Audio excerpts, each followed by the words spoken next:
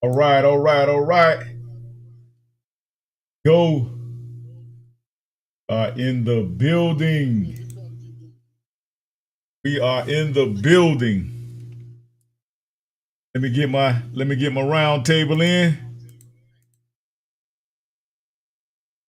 Yes, sir. We are in the building.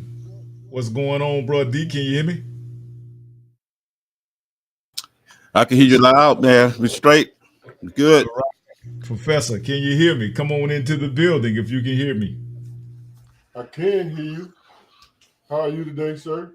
All righty. If you have any messages for me, just hit me up in the private chat.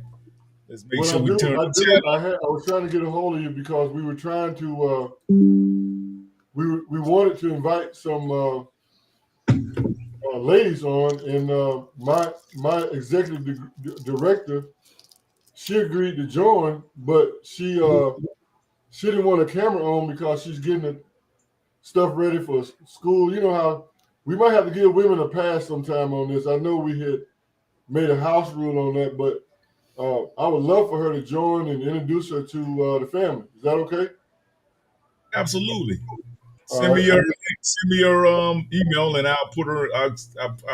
I forwarded to her. Just give me a minute. Go ahead. Yeah, we'll make sure we keep her camera off. Definitely. Yeah, I want to show the family something. This is y'all see the title of the show today. Are black men eager to show up to the polls for the 2024? And probably not. And let me get my mic here, Rhett. Man, we're trying to do some things today. We've been integrating some new software and we've been integrating some new equipment. So y'all got to bear with us. Please be patient here. But I just want to thank you for joining us today here at Urban Matters Live Chat. And this is your gracious host, Dr. Juice at Urban Matters Black Media Group. And we've been putting in some heavy work. So we just want to give everybody a round of applause for joining us today. Give everybody a round of applause because listen, when you come to this network, trust me, when you come to this network, you got to be on some alpha male and some alpha female stuff because we talk about all the controversial topics and sometimes it gets a little tough in here, man, and it gets a little rough, but we're gonna keep it pushing because we don't apologize here. And I know sometimes everybody likes to get in their feelings and they like to get all sensitive. If you paid attention to this past debate with Trump and Kamami, you notice her sound. Notice what she was trying to do. She was trying to play in to your more emotional side. If you really paid attention, and she was trying to make it seem as if she really cares and she really she's really in tune into the community that we come from. And I'm just telling you, man, I didn't get that because I can see through that stuff. I have on special lenses that allows me to see different things that a lot of people don't see. And I got ears. And, as the scriptures say, people have eyes and can't see and ears and can't hear. Well, I got them special kind of ears, them spiritual ears and them spiritual eyes. And I can see through stuff. I can see straight through a person when they lying, when they're not being honest, when they're being disingenuous. I can see that stuff, man, clearly. And so I just think that, that whole debate was disingenuous. Even from Trump's side, I wasn't feeling Trump either. So that wasn't a good debate. I think they need to have another debate. But I wanna play something for y'all real quick. And this is the brother Ice Cube. He was chopping up some heavy game. And y'all know Ice Cube gonna speak his mind. He really don't care. So let's let it rock.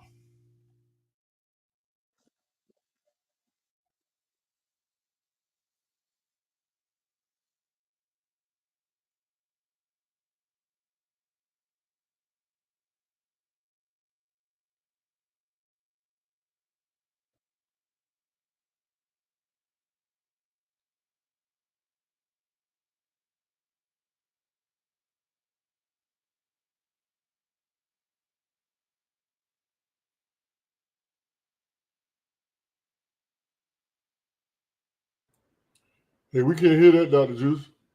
Can't hear it? No. Can't hear it.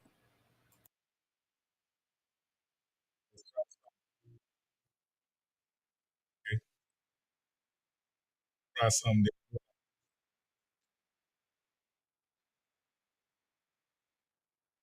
Hold on.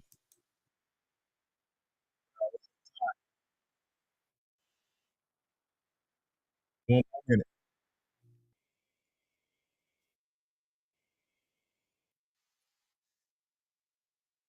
Let's see what we got this time. Hold on. Okay, y'all tell me, can y'all hear this?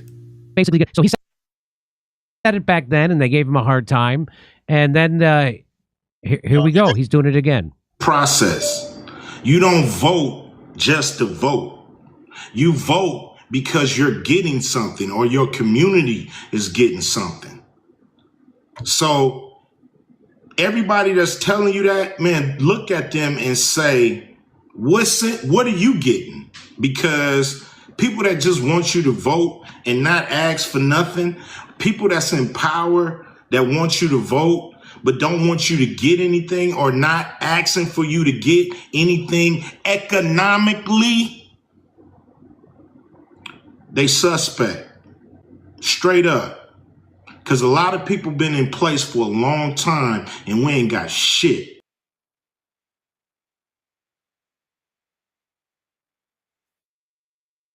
Okay, did y'all hear that, fellas? Y'all hear me? Yes. Yes. We heard that. Yes. Okay, I can't hear Vol. Hey, we got a guest in the building. Miss Russell. Thanks for joining us. Let Thanks for joining.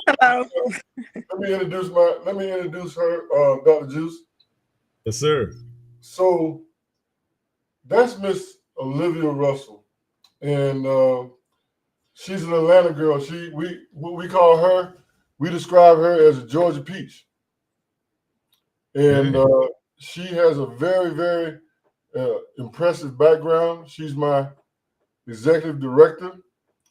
She has a very strong project management executive background, and I'm bringing her in to help me with this new opportunity that I hadn't talked to you about. I will publish it here soon, where I'm going to be the associate professor of AI and robotics in Sweden, new project. And also I have a new contract that's going to be coming up. So had to get some help. And we just brought Miss Russell on, and you'll be delighted to know her.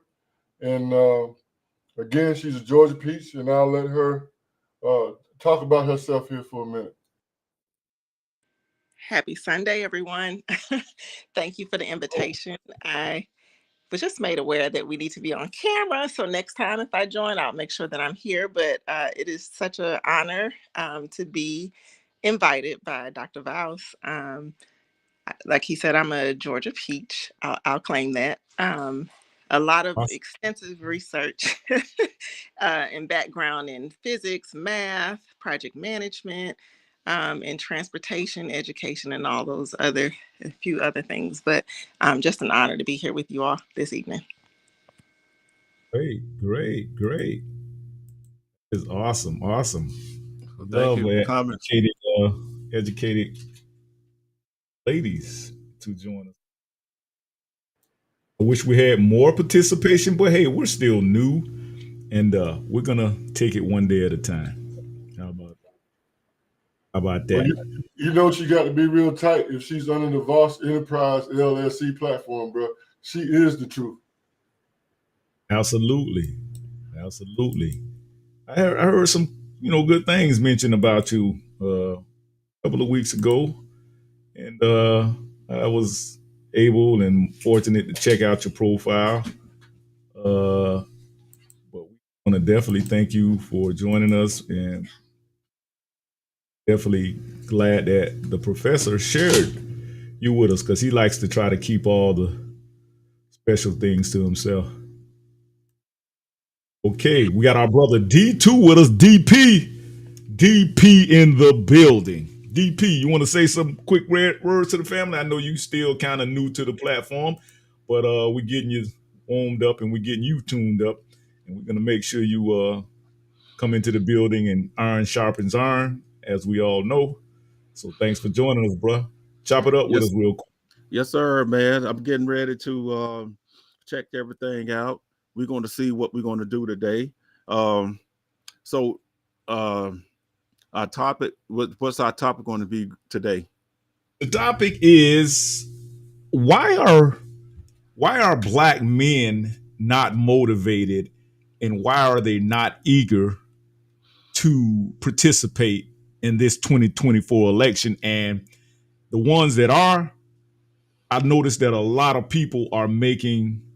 Black men are making demands before they hit the polls this year. And that's the way that it should be. You shouldn't just go and vote because you feel like going down there and you think you're exercising your right, or you're thinking that, our people died to vote. And all this is not true. All this is a fallacy. Your people died to be free, and they died to have the right to participate in free and fair elections. So if they just feel like nobody is representing them, and they really don't have a great identifying factor for them to be associated or affiliated or identifying with a certain political party, hey, that's their right too. They can protest and say, you know what, I'm gonna vote for the couch this year. How about that? I'm gonna vote for the couch this year, or I'm gonna just write my name in to the spot where I want to write it in. And to me personally, I think that a lot of us should be more in tune and more concerned about local elections. I heard Killer Mike say his daddy always told him, his grandpa always told him, man, listen, stop worrying about white people business. Okay, let white people handle their own business. You worry about what's locally concerning you, and that way you can get more tangible results if you focus more on local politics versus national politics. What do you think about that, D? Yeah, right. Because I'm from Montgomery, Alabama, and during that time period, when they marching, they was trying to consider what was going on. The voting at that time, to register to vote, they wanted to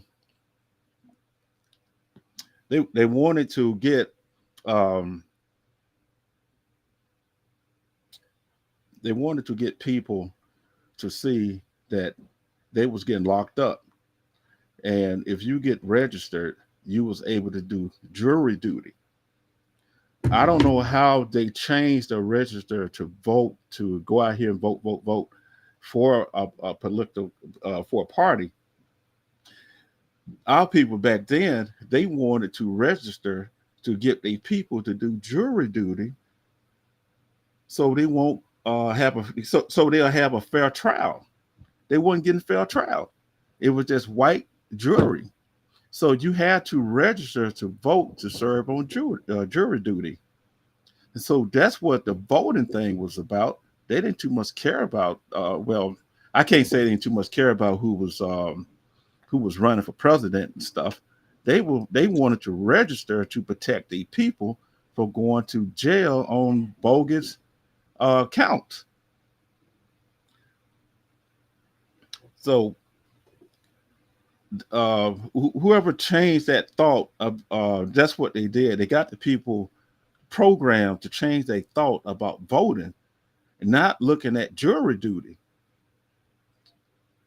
Because most of the people who get called on jury duty, they don't even know why the register of the vote for service on jury duty to help the people to get out of a situation that they needed a vote from doing jury duty.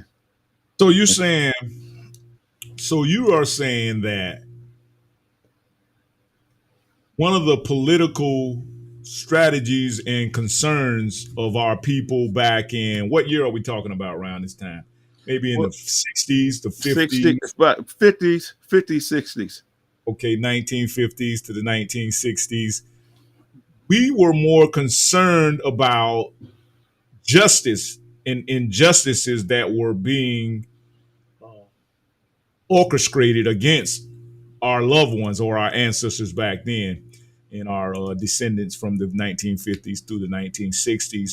And this was fairly after the Reconstruction era, right? Right. So this was coming into the Civil Rights era.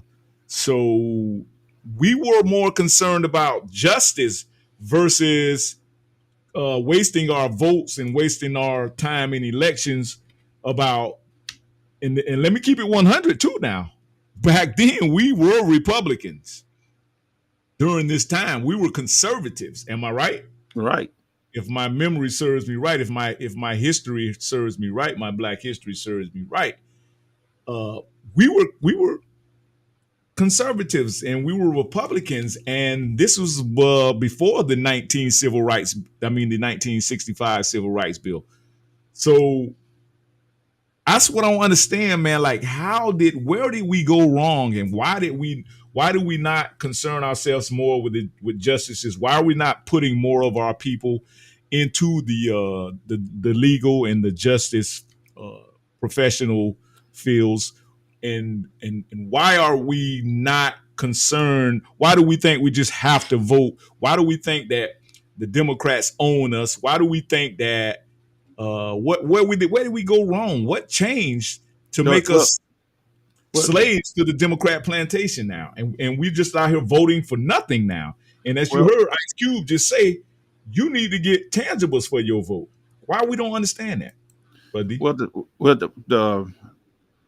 the problem came is the religion platform when they went back to the church, and the church forgot about one thing. It wasn't about religion. It was about to be in righteousness. So its never was preached to be religion. It was preached to be righteous. So when they start changing the way of righteousness to religion,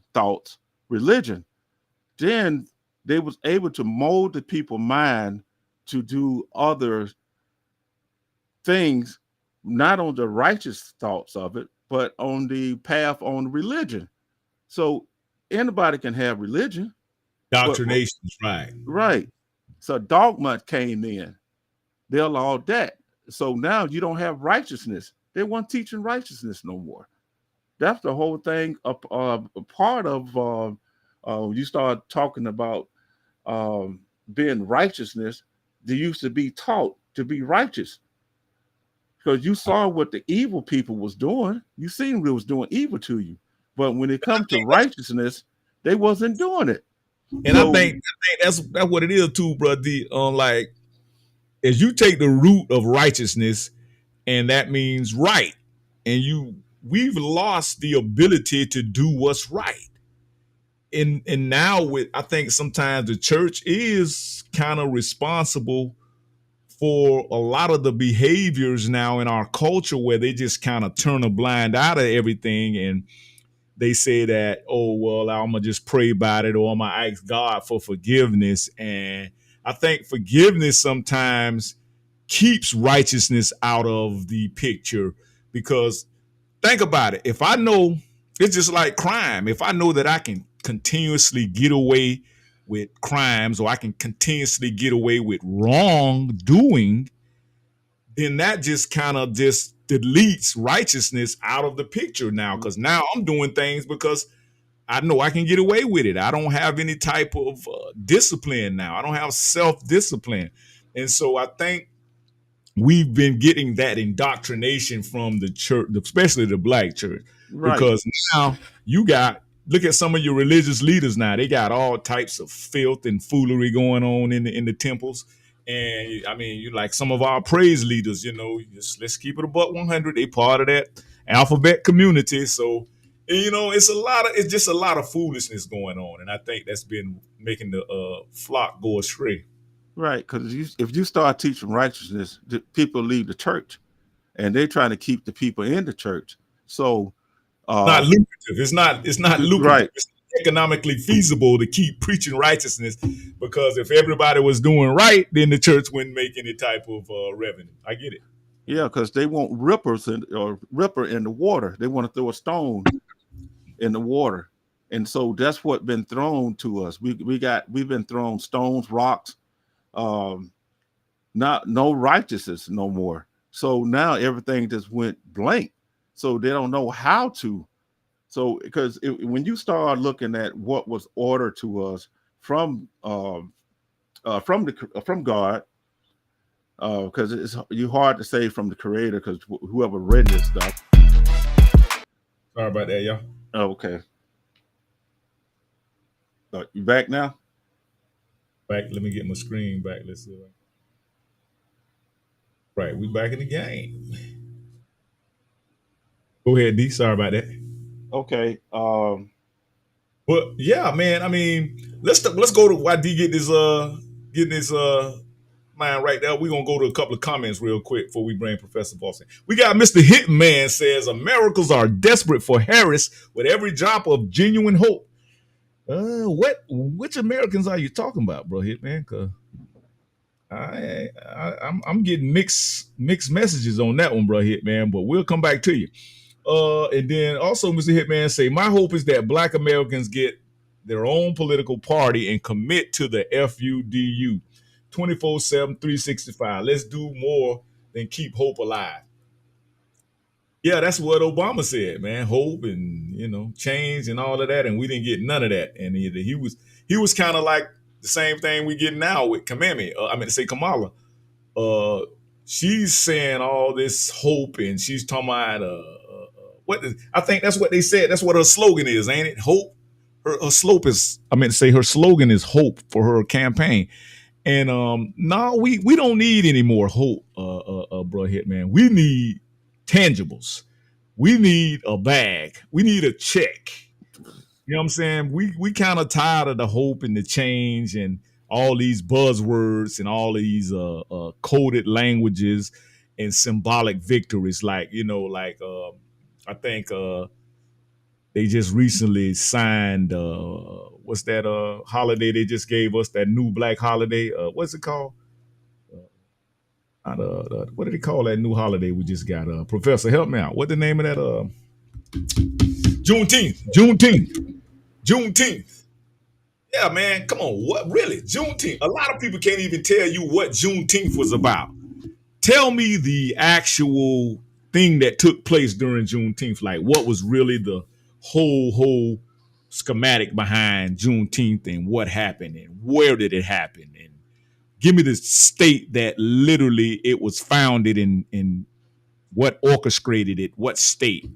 And what time period? Can't even tell me. So that just go to show you right there's another symbolic victory. And we're gonna let Professor come on in and chop up some game with us real quick. Professor, are you there? I haven't been hearing your microphone, so I don't know if you coming through clearly, if we can hear you Well, sound. so how do I sound now? All right, great. We got you. Yeah, I put myself on. It's a lot of busy stuff going on Professor Ranch today. So I'm gonna get down to business, man. So I'm getting all these people asking me, Professor, what is it gonna take for you to get to the polls, bro?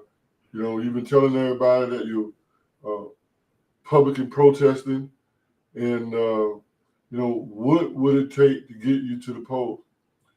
I'll tell you what it's gonna take. And I don't care. It could be, and you should respect commandment and say miscommandment. You keep forgetting that it's miscommandment. But whether Republicans or Democrat win, let me tell you what would get Professor Voss to be first in line at the polls. If they came up with a policy that said we're going to give $50,000, which ain't no money, but we're going to give $50,000 as a starter, because there's other things, to Black Foundation Americans, be able to prove that.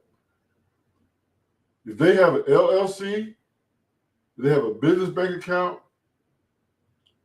if they have a business structure, we don't particularly care about their credit, but we're going to make sure if they have a business structure, we're going to allocate $50,000 to that business. I would go down and vote for that, because I don't understand this tax credit bullshit they're talking about. I mean, if you're a startup and you start from zero, what the hell is a tax credit gonna do for you? So again, it's one of those nothing burger type of things that they're trying to throw at you that don't mean anything. And until they come up with a sustainable business plan for Black people, because I want to take them all the way back. I want to take them all the way back to when Sherman came through Atlanta. He burnt Atlanta down. Then he marched to the sea. And when he got to Savannah, he sat down with some Black preachers. And he asked those Black preachers, what is it that you want? Do you want to commingle with the mainstream, or do you want your own shit? They told Sherman, we want our own shit. So you can look it up. Field Order 15. That is the first and only economic policy that I know of, unless somebody can prove me wrong, that mainstream put together for Black economics. And in that Field Order 15, we're supposed to get 40 acres and a mule. That's not a fairy tale. That's real. It was in that order. And the federal government revoked that from us. So I do believe that bill is past due. And I'm still waiting on that as a starting point. And let's talk about that if you want to get me to the polls. So that's where I'm at.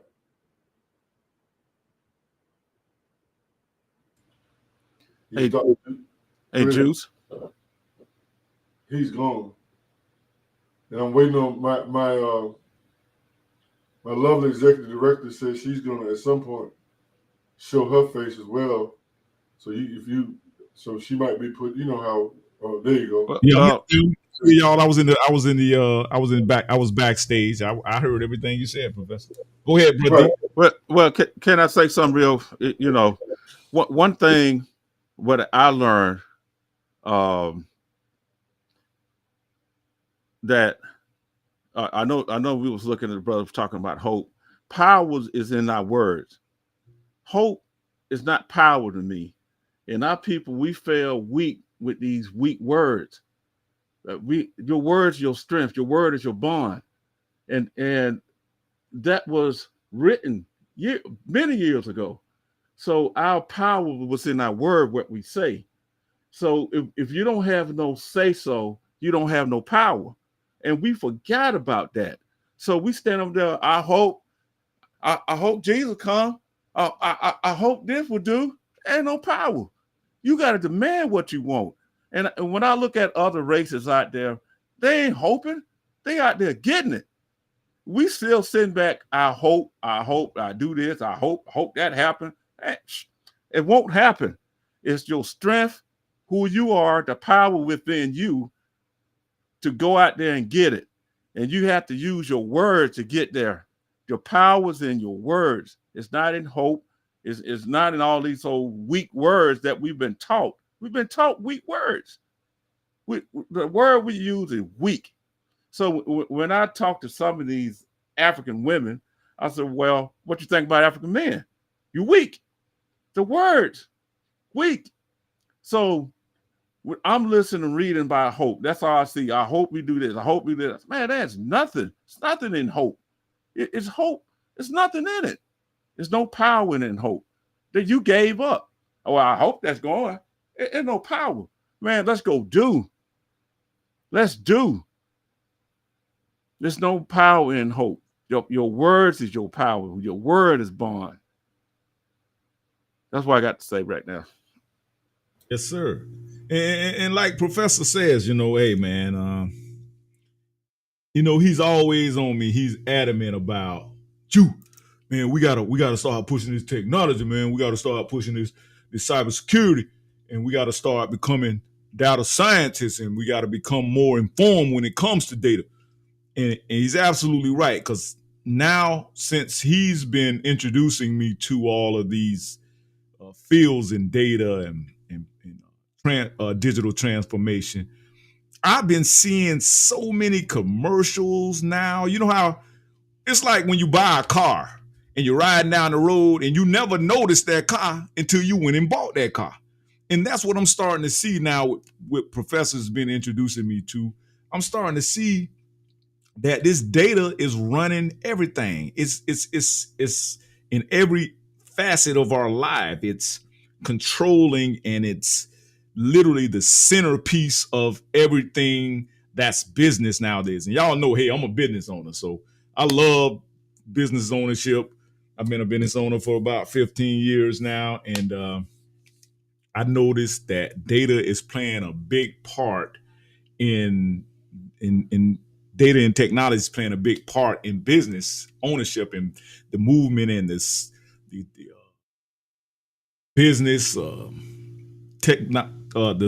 basically the whole breakdown and the whole dynamic of doing business is you got to be in tune with the data, man, because if not, if you can't even do a study on your business, they call it a business plan, you got to use data to really pinpoint and hunker down the market that you're in. So you can do a market analysis and a business study to study the business model that you have. So I think we lost Professor, but okay, here we go. We got Miss we got Miss Olivia in the building. Oh, beautiful smile, beautiful smile. I love when the ladies come in and chop up some game with us and give us some game. And I heard you're a very intelligent young lady. So we just want to thank you for joining us. And we really appreciate you. We really appreciate you coming into the building. We thank you. We thank you. Okay, we got Professor back again. There he is. I know this camera's acting kind of janky right now. I don't know what Hey. Y'all don't be flirting with my executive director there. She is a Georgia Peach. I'm glad that she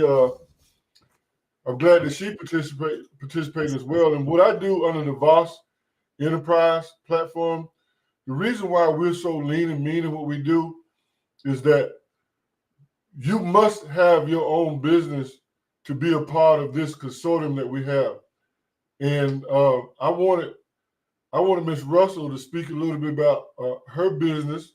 I want her to speak a little bit about what's important to her as a Black female business owner in Atlanta. She's been around a long time. She has a vast amount of experience. So you said that you want to hear what a female has to say.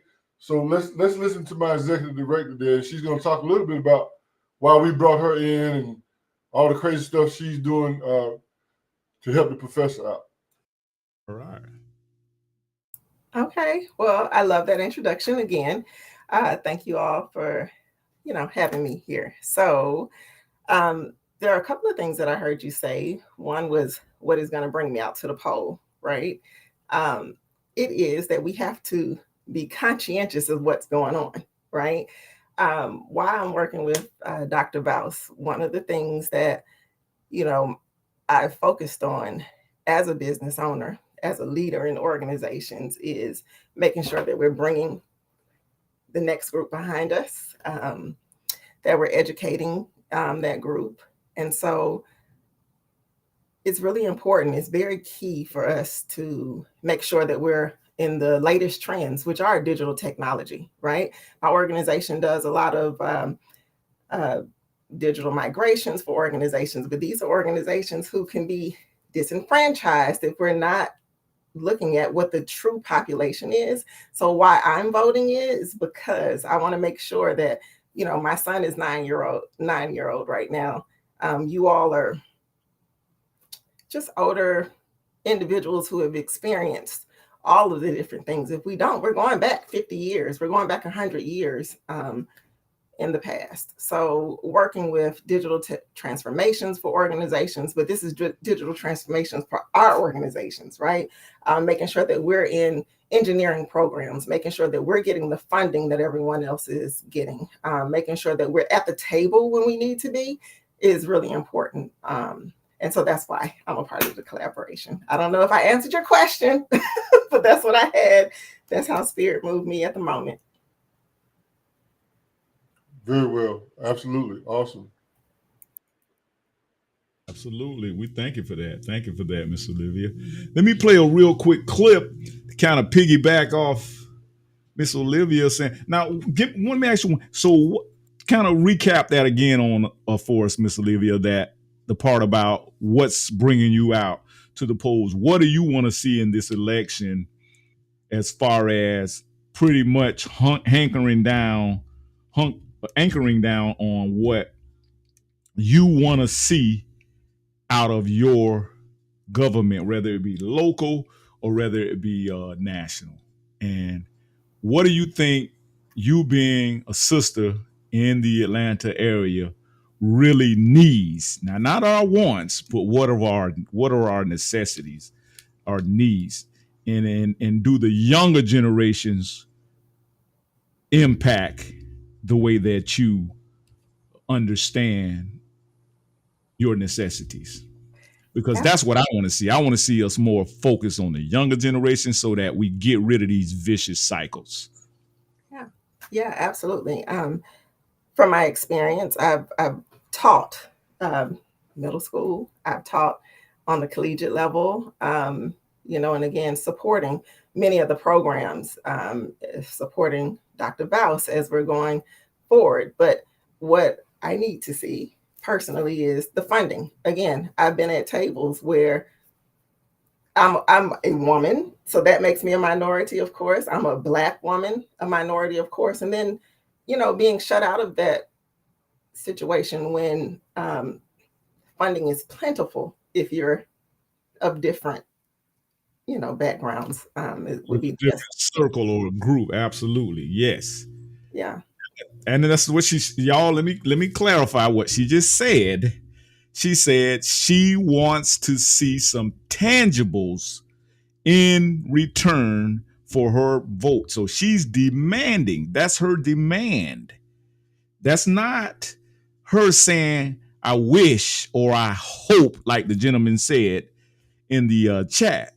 She's demanding funding intangibles for the indigenous people of this country's vote.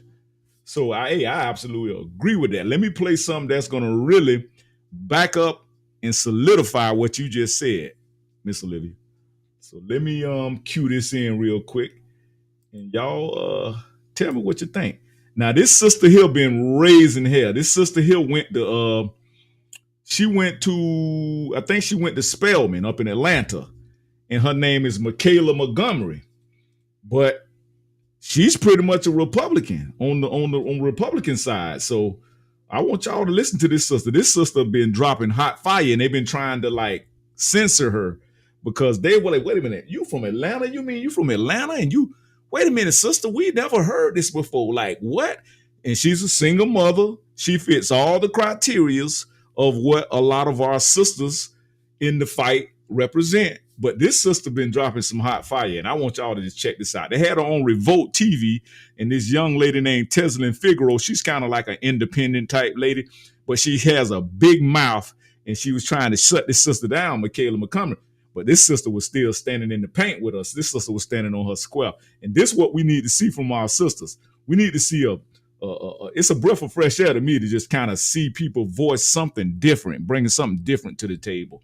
So that's what I'm rooting for this election, difference. I want to see a different. Y'all remember that song by what that boy name? 2 Chainz. I'm different. Yeah, I'm different. Yeah. Pull up to the scene with the ceiling missing. Yeah, let's play this sister here. Let's see what she's talking about.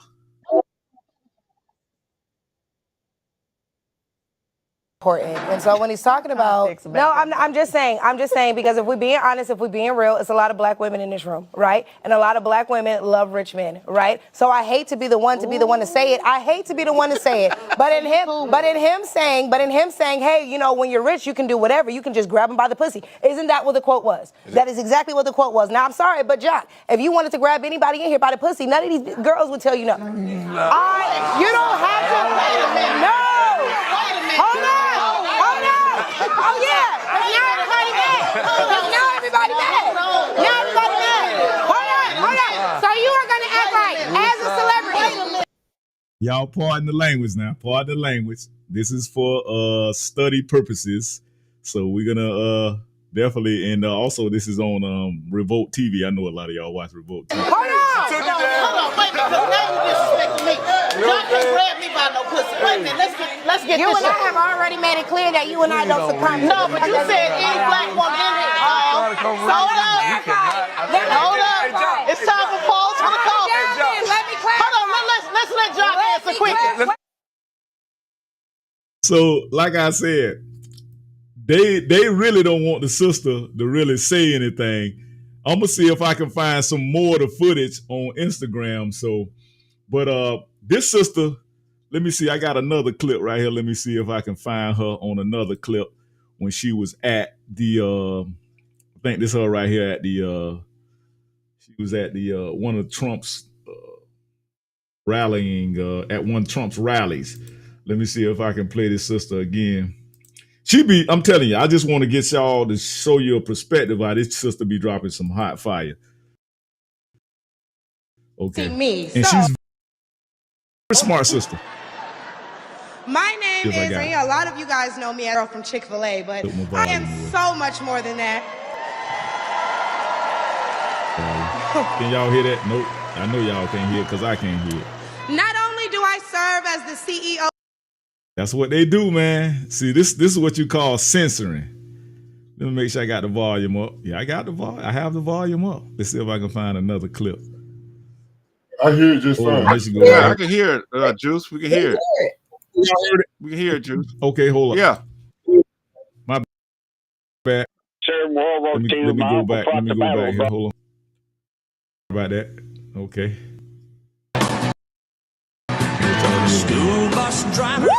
Oh, they just don't let me hit that. Okay. I'm so happy you all came out to see me. So, my name is Michaela Montgomery. A lot of you guys know me as the girl from Chick-fil-A, but I am so much more than that.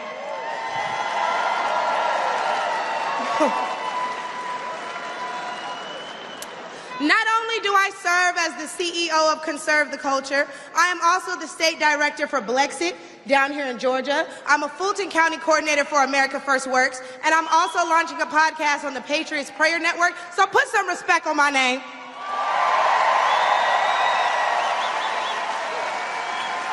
Now, why don't we jump right into it?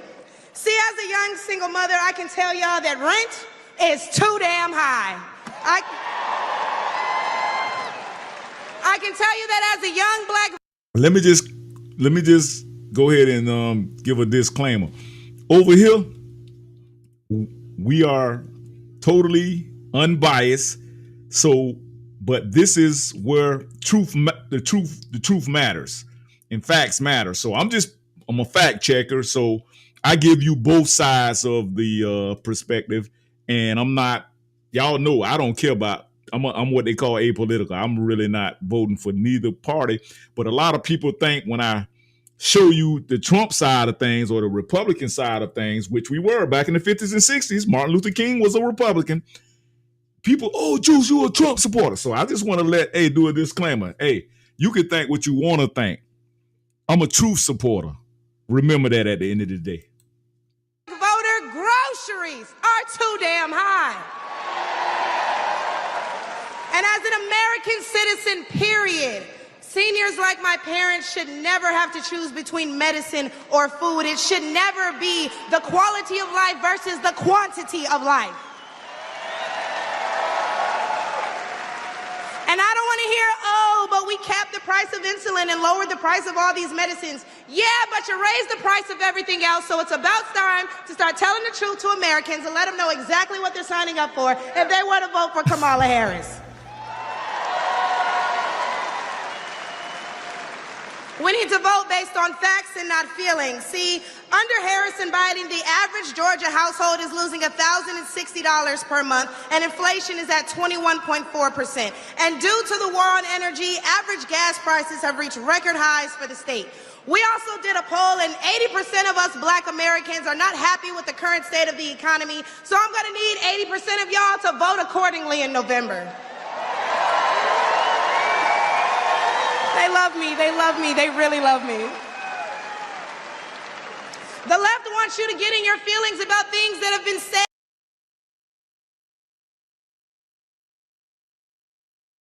Did it go off, y'all?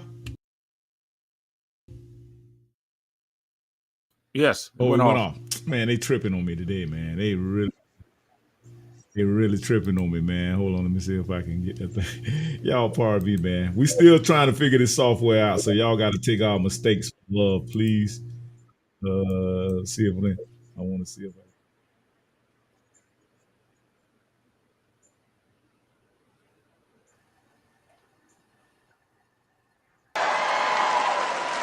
I can hear it, right? See, the first step in destroying the black community is to dismantle the black family. So aside from her record as a prosecutor, why don't we ask Mrs. Willie Brown if Kamala Harris cares about black families?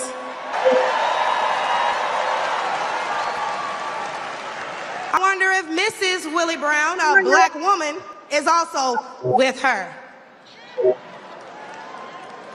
A few days ago, President Trump said he didn't know Vice President Harris was a black woman. I'm trying to figure out what all the outrage is about because she's only black when it's time to get elected. Did I lie? The same black people who are mad at Trump for being confused about her race, ethnicity, nationality, whatever, are seemingly forgetting that while you're touting her as a savior for black people, she identifies as an Asian woman. She chose her side and it wasn't ours. When asked if she would ever do anything specifically for black people, she said no. Whereas Trump gave us the Platinum Plan, which specifically uplifted the black community by increasing capital by almost $500 billion, creating 500,000 new black businesses, and would give black churches the ability to fight for federal resources for their communities.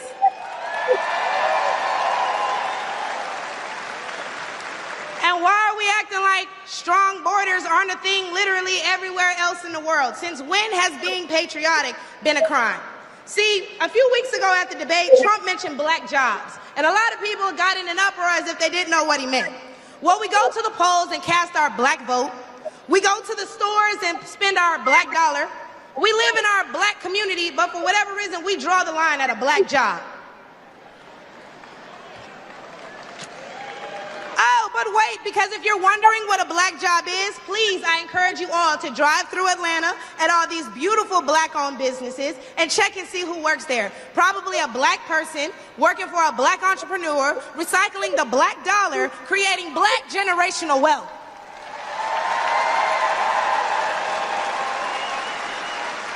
If they come here illegally and they're taking your jobs and your resources, then please believe my cousins in the Appalachians, they coming for you too.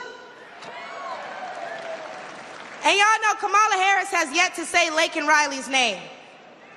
As border czar, she opened the border to millions of illegal immigrants that have flooded American streets with deadly drugs and gangs that have spiked overdoses by over 124% and brought more crime into minority communities. So how's that for black folks? But let's take race out of it. Just as a woman, period. How can you be a champion for women's rights when you're taking away opportunities from biological women and giving them to transgendered ones?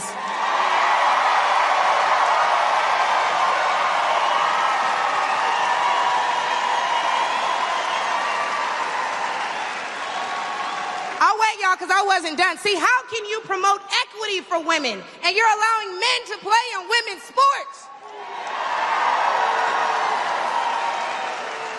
And what kind of feminist would still allow men to enter their sacred spaces, i.e. our bathrooms and school locker rooms?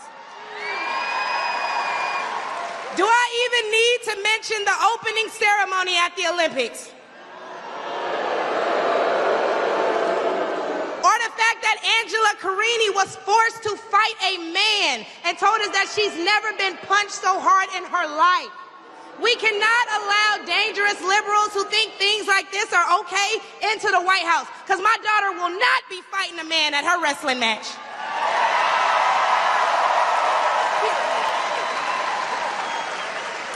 And what I think both men and women can agree on is that national security is important. So who would y'all rather see lead us into war if it were so to happen? My silk-pressed sister Kamala or the big dog Donald Trump?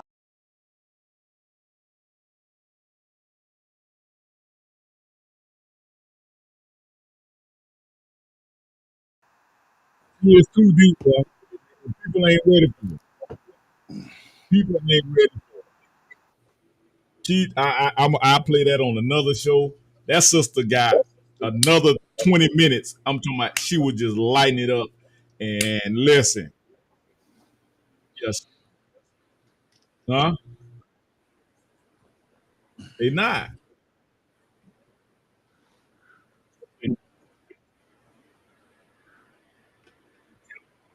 I'm play that to let y'all know, man. This sister is.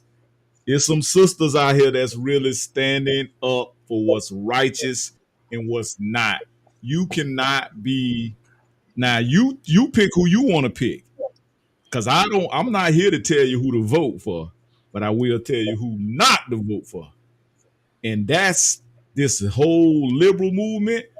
This thing is out of control. That I'm gonna play y'all on another show. That guy was Tim Walz, her vice president for the Democrat.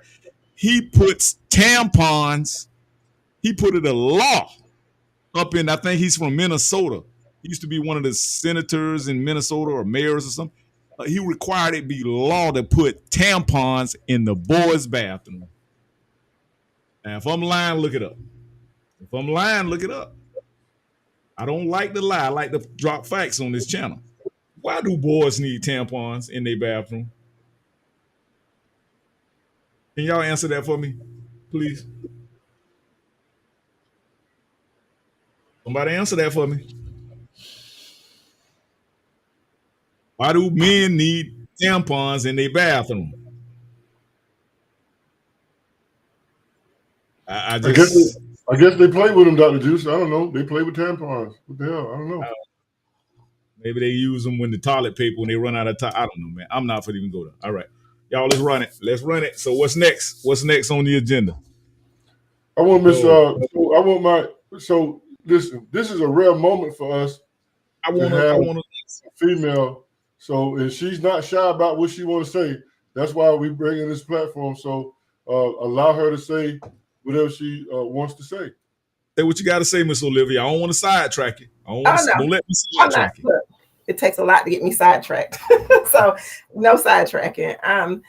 I just want to make sure that, you know, hey, I believe in truth. Truth is going to shine through wherever it is. And there's this saying that we like a ugly lie than the, well, no, pretty lie than the ugly truth, right? Okay. So let's, you know, yeah, we can look at both sides and see opportunities. We can see mistakes. We can see all of these different things. But for me, not the fanatical is the word that I'm thinking for, but, you know, like in reality, what does it look like once we vote in somebody? You know, what policies are going to impact ourselves, our children, our businesses, and all of those things. And then looking at what's happened and what's happening. So, I mean, yeah, she had great points. That's true. But at the end of the day, when I go to the gas station, when I look at my son, when I look at my grandkids, when I look at my parents who are veterans, who are at that age now where they're retired, like what things are being done and what will be done with this next platform, that we got to focus on that, because a lot of people can say stuff real, real pretty. They can say it real, real loud, but that's my, you know, just making sure that we're making the best decision wherever that lands. Absolutely. So yeah, tell us some more about your. D, you had something you wanted to say, D? Yeah. How can you put a stranger over you? Somebody don't know your issues. How can you put a stranger over you? Don't know you. Not being where you've been. I mean, my question is how she's gonna do all these things she says she wants to do, and she has the ability to do them right now. She's in the White House right now. Why you gotta wait till you change your position to do these new things you talk so much about? Shouldn't you already be doing those things for the last 3 years? And can somebody tell me where the hell is Jim Crow Joe? Well, that's what Trump said the same thing. You treat the president as a dog. Trump said you treating your president as a dog. Hey, and to keep it 100 with y'all, that was a coup. When they made that man step down, that's a coup d'etat. When your party gang up on you and just bully you out of the dang on seat, that is what you call a coup d'etat.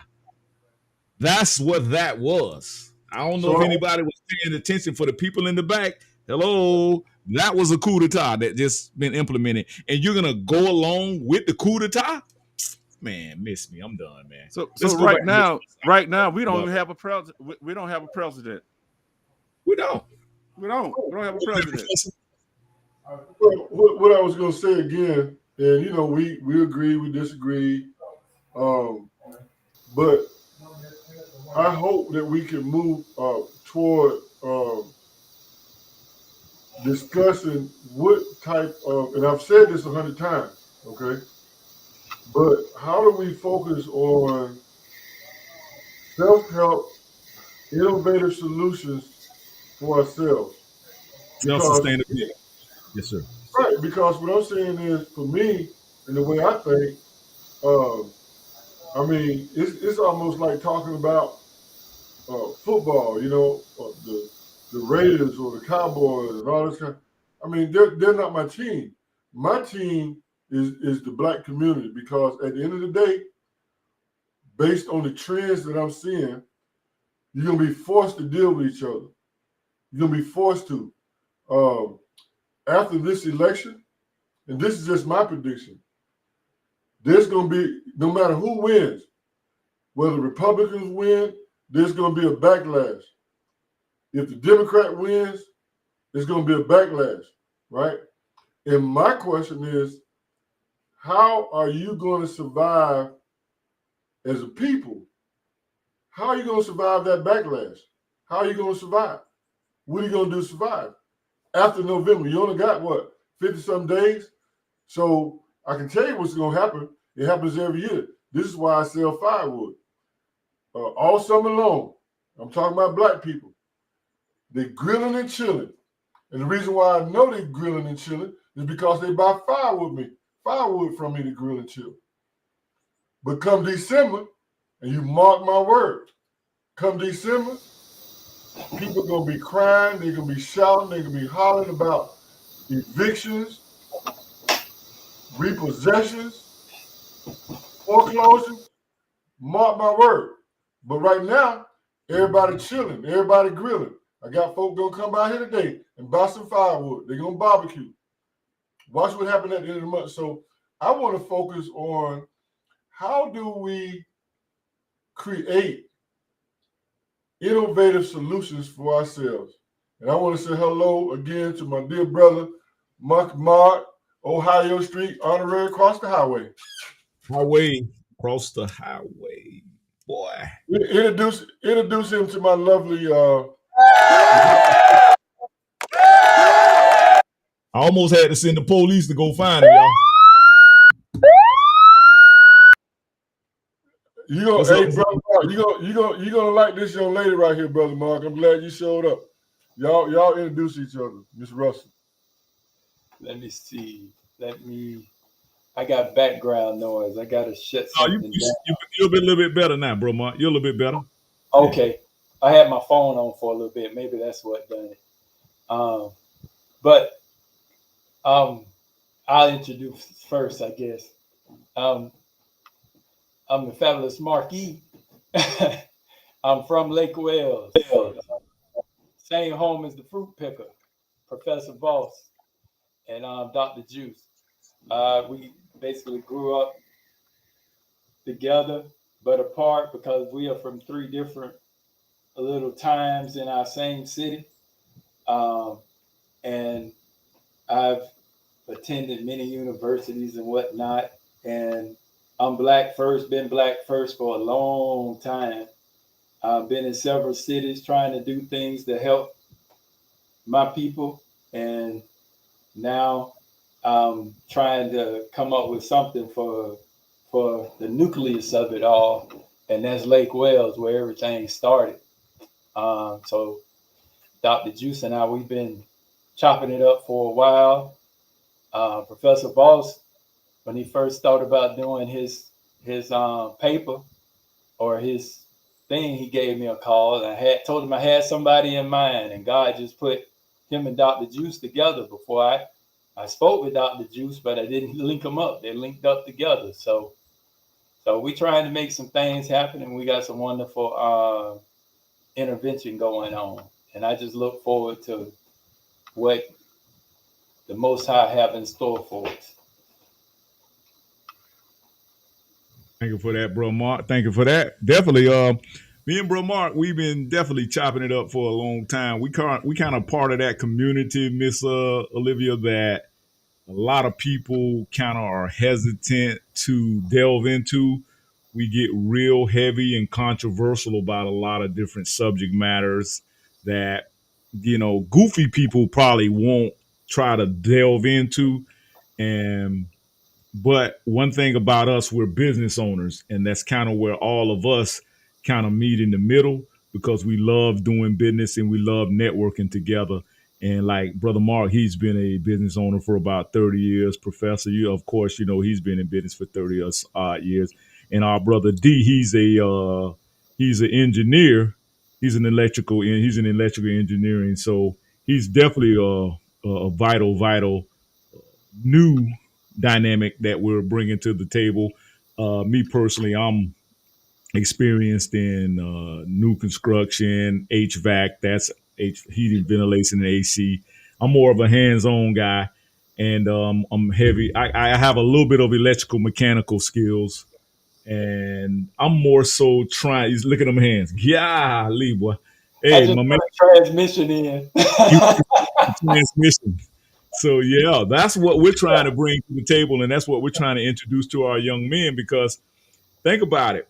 If you're not in technology or you're not into vocational type skills, you're not going to make it in this new economy, because you can look at the inflation right now, how it's taking people out. I think you were just discussing that, Miss Olivia, about how the prices of things are fluctuating. And I mean, grocery store, it's like when you get ready to go to the grocery store, it's almost like, you're getting ready to get marched down to the electric chair. It's like you don't even pull your card out. You don't even want to know what the price of these goods are going to be.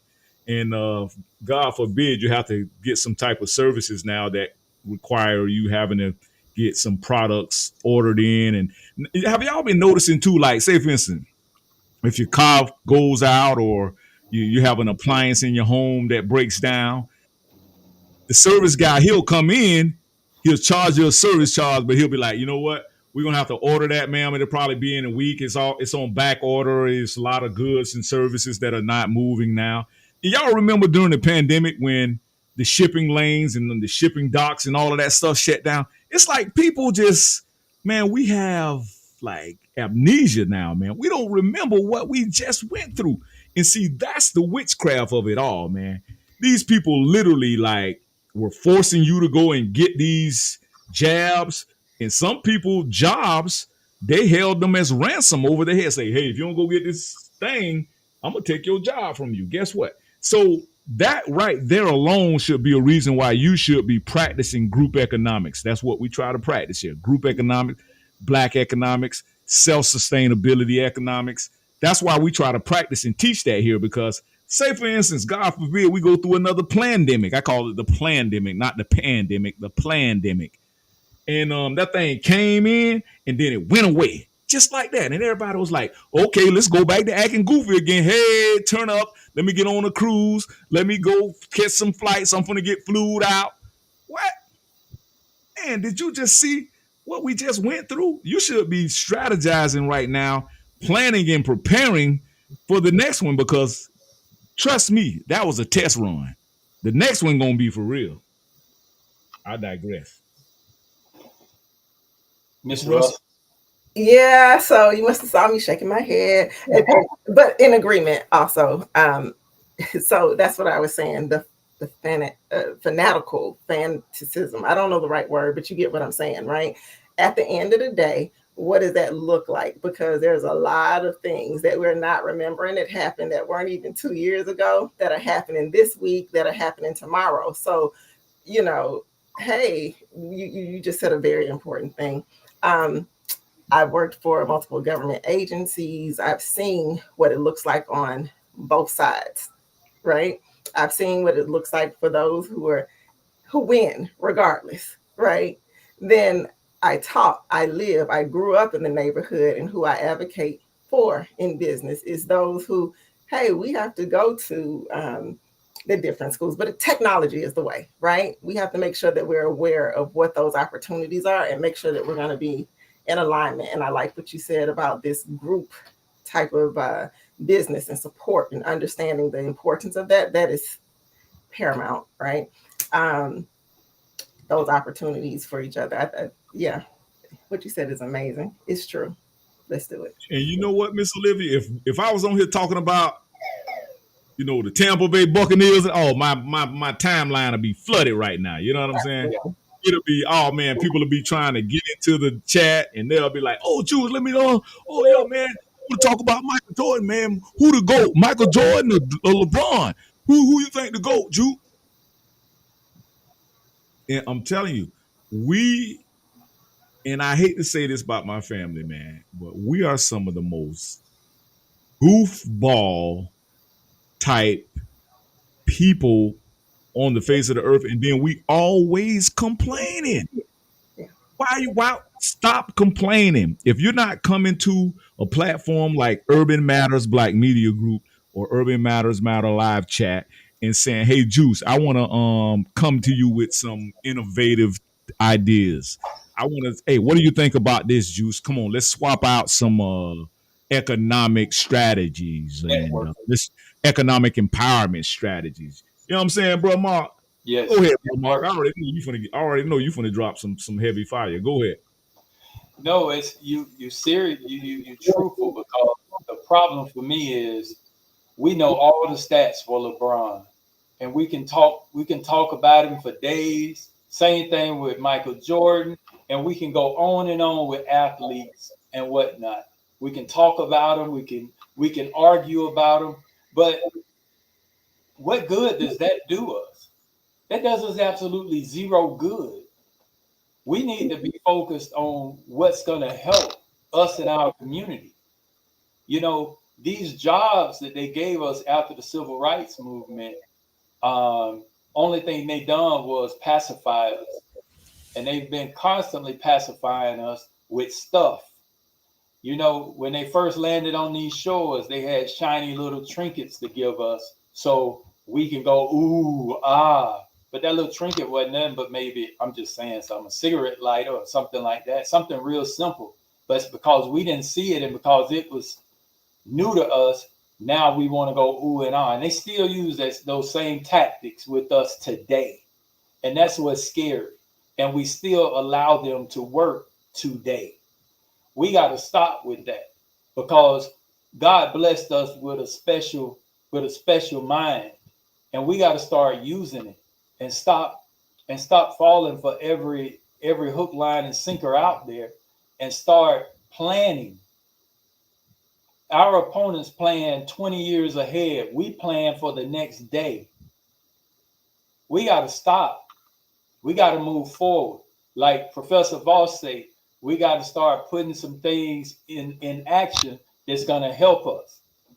Now, as I told you before, Dr. Juice, one thing I hate is these words that fly around our community. Anytime I start hearing on either side, I start hearing words over and over or phrases over and over out of the blue, they make my little hair stand up on the back of my neck.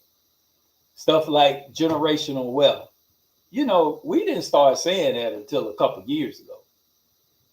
And all of a sudden, we started saying it all the time. And then we start saying, we're going to stack chips so we can get generational wealth for our family. You know, that's a valiant thought.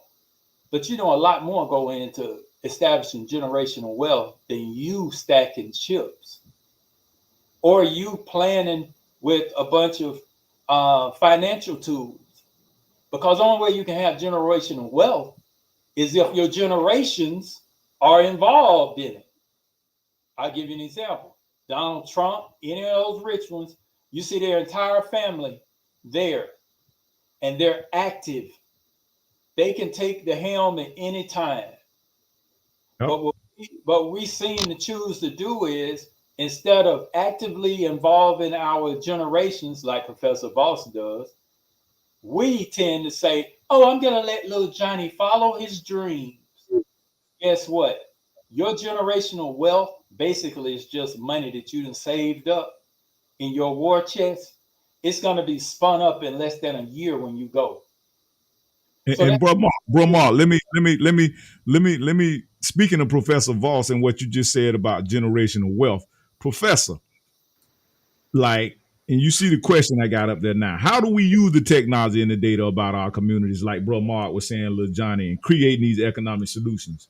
Like, how do we use, because we let everybody in our community, Arabs and all of them, subject our community. I told these sisters around here who have these hair products that they always utilize, like, you should be owning and controlling the hair markets, the fashion markets. Answer that for me, Professor, because we was, not to cut y'all, bro Mark, but Professor, chime in. Okay, so but let me just do one thing for I have to confess to y'all right quick. I surprised y'all with Miss Russell because, as you know, I've taken on some international work and local work. My business is really growing. And she was literally working on another project for me. At the same time, we were talking about, wouldn't it be nice to have a black female? And I know she's going to cuss me out in her own way because I put her on the spot. But the reason I want to allow her to say goodbye, but before I do, I wanted to demonstrate, because people think that I'm, you know, they use those buzzwords like, oh, Professor, you Menazes, you don't like women, when I demand excellence. And when I talk about all this ratchet shit that I see every time I look around, and some woman got an ass tupping there, and I love strip clubs, don't get me wrong. There's a time and place for everything. I love booty. But I wanted to demonstrate Female booty. I want to demonstrate that there are black businesswomen who are about their business. They're professional. And I'm really proud to have this bright, intelligent woman in my organization.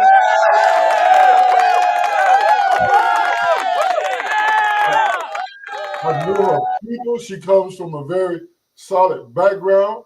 Her father is a Vietnam veteran. Her mother is an educator.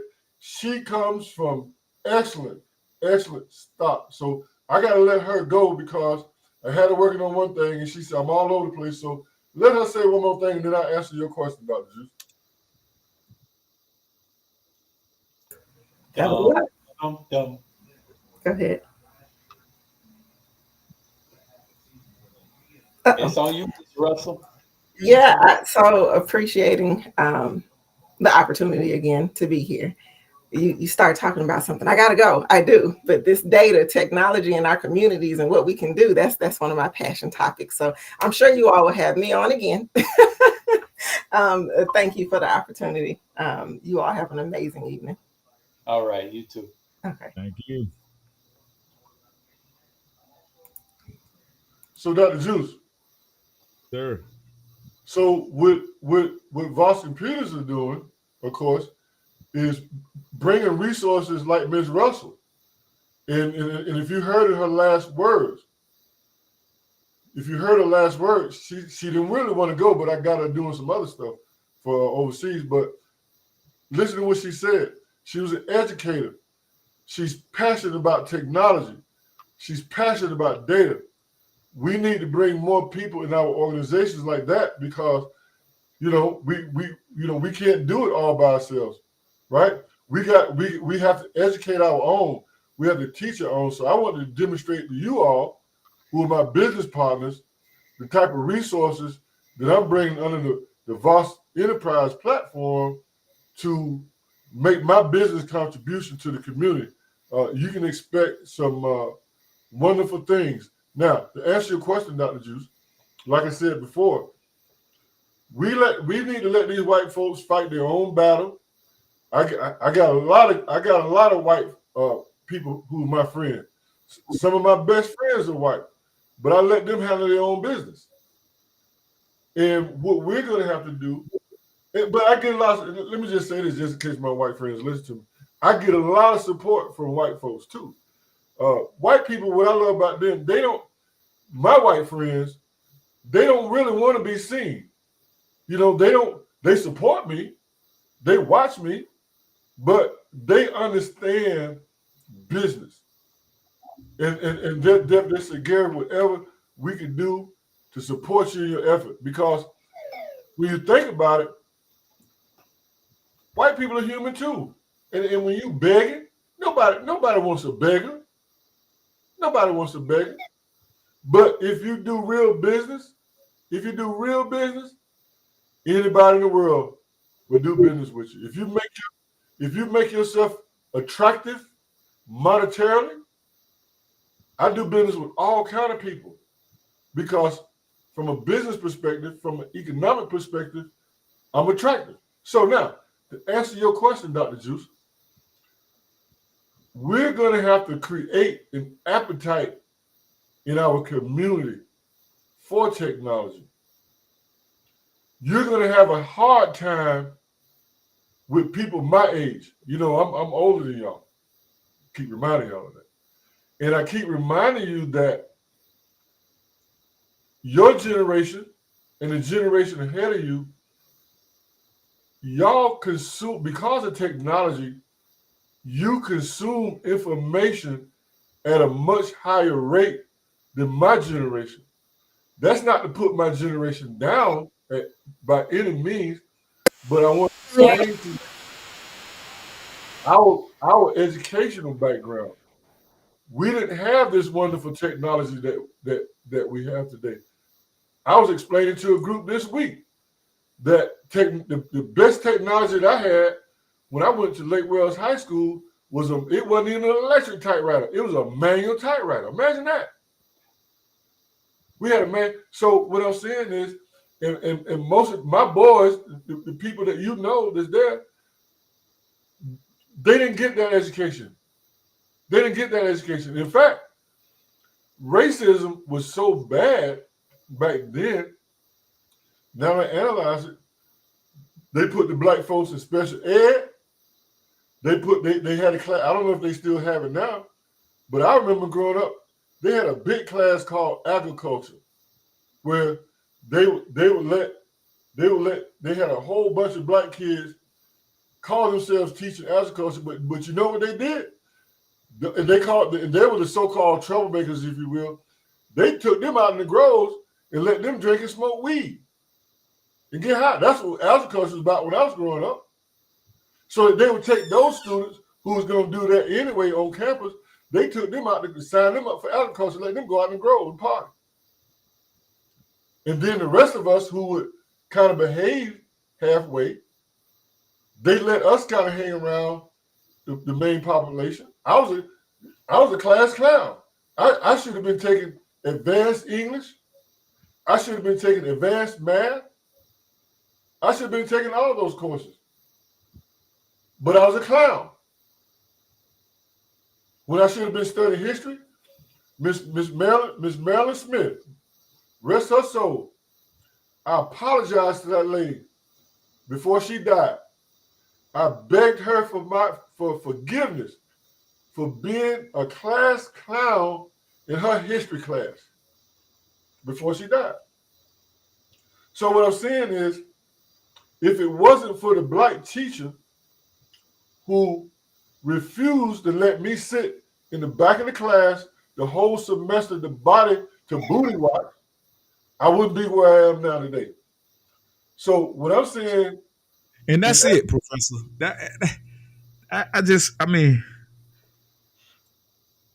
That's what I hate right now, man. Why don't we have more black educators in our community? What happened? I mean, you're telling me all these historical stories about black community and Mr. at Roosevelt and the academy, and then you told me we had our own kindergarten academy, and man, that's what I'm gonna use this platform to just give the history of what's going on in our community. Go ahead, bro. Hey, Juice, they wasn't getting paid, man. They left. You know, everything went. You know, the price went up, the market went up, and their pay haven't went up. So just one thing, I talked to Professor Voss about it. Here in the States, people do not care about teachers, and when you go to another country, the teacher is everything. And that's one thing I had to get to people when I look at karate movies. Man, it's the same. Teacher. They bring them everything. They basically worship the teacher. But here, they don't care about teachers here. They don't care about them. So you saying, D, that the economy outpaced their passion for teaching? You think this would happen? Right. Well, I say chime in on that. I think that, or I know that we have them. They're here in our communities. But the problem is we're divided, therefore we're conquered. So where we were condensed, when we were redlined into the communities, we were condensed in certain areas so we could see our teachers. That's almost like our businesses. Everything's so spread out, you don't know where they are. I didn't know you had a hair shop. I didn't know you had this, because our teachers are in Haines City, Winter Haven, Bartow, Orlando, and they're spread out through all the different schools. But they come right back to Lake Wales to live. And we don't necessarily know that because they're so spread out. So they can't make that strong commitment to their area, because they have to go to some other area and they're doing just what they would normally be doing in our area. So our schools are so spread out that they're working at, but there's a lot of educators. Well, here in Georgia, we are lacking education. I mean, educators. They are looking. We don't have them here. We have some, but we don't have enough. Yeah. And Well, they leaving because lack of pay. yeah. I have a question for you. When you think of a black professor, what comes to mind? What, college? Mr. West. So I here's think my college point. level educator. We don't. Where are our educators? We don't have black professors anymore. And the ones that we do, they're confined academically. I taught in the U.S. for over 20 years. I hate teaching in the United States. In fact, what Miss Russell is working on now, and I'm going to publish it, but I don't mind telling you all on this platform. I just haven't had time to publish it. But I have you to know that the Cambridge Corporate University this week just appointed me as an associate professor of AI and robotics in the Health Institute in the Pharmaceutical Industry Management Program. I'll be teaching 3 groups of people. I'll be teaching 2 groups of students who are working on their MBA, and I'll be teaching 1 group of students who are working on their PhD. So that's why we brought Ms. Russell on board to be my executive director and help with all the research that go behind it. But if you saw me on the street, that would be the last thing that you would recognize me as. So we have to start, or at least on this platform, demonstrating that we do have qualified people.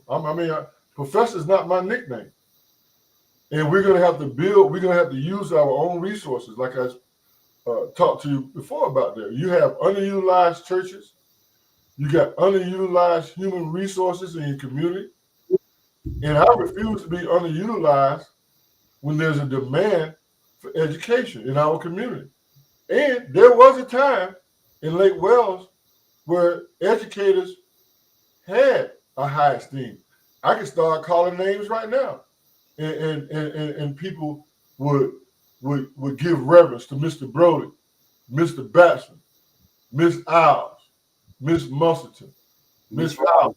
I can just keep going. Miss Robinson, Miss Edwards. Yes, it goes on and on. Miss Harris. Miss Harris.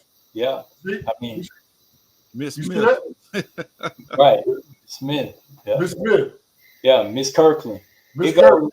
Yeah, we and we love them and but the problem is now, I think with the whole lack of respect thing, that's for your elders. We respected our elders, and that was instilled in us, whereas this generation is not instilled in them, and that's where we come short as in our parenting model, not raising kids, just facilitating kids, getting them everything they want.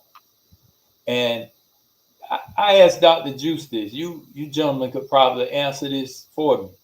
When did being spoiled or being a brat, when did that become cute? I'll answer that question for you, Brother Mark. Again, I'll answer that. You understand, we got to talk about this generational gap in the Black community. As I explained to you before, my generation, they don't process information like you process information, okay? So they can't help their children because of their academic background versus their children. So let me tell you how I solved that problem. For myself, I'll talk about myself and how I raised my daughter. I had my daughter when I was 40. And the stuff they teaching right now, in spite of all of my education, I don't have a clue. So you know what I had to do?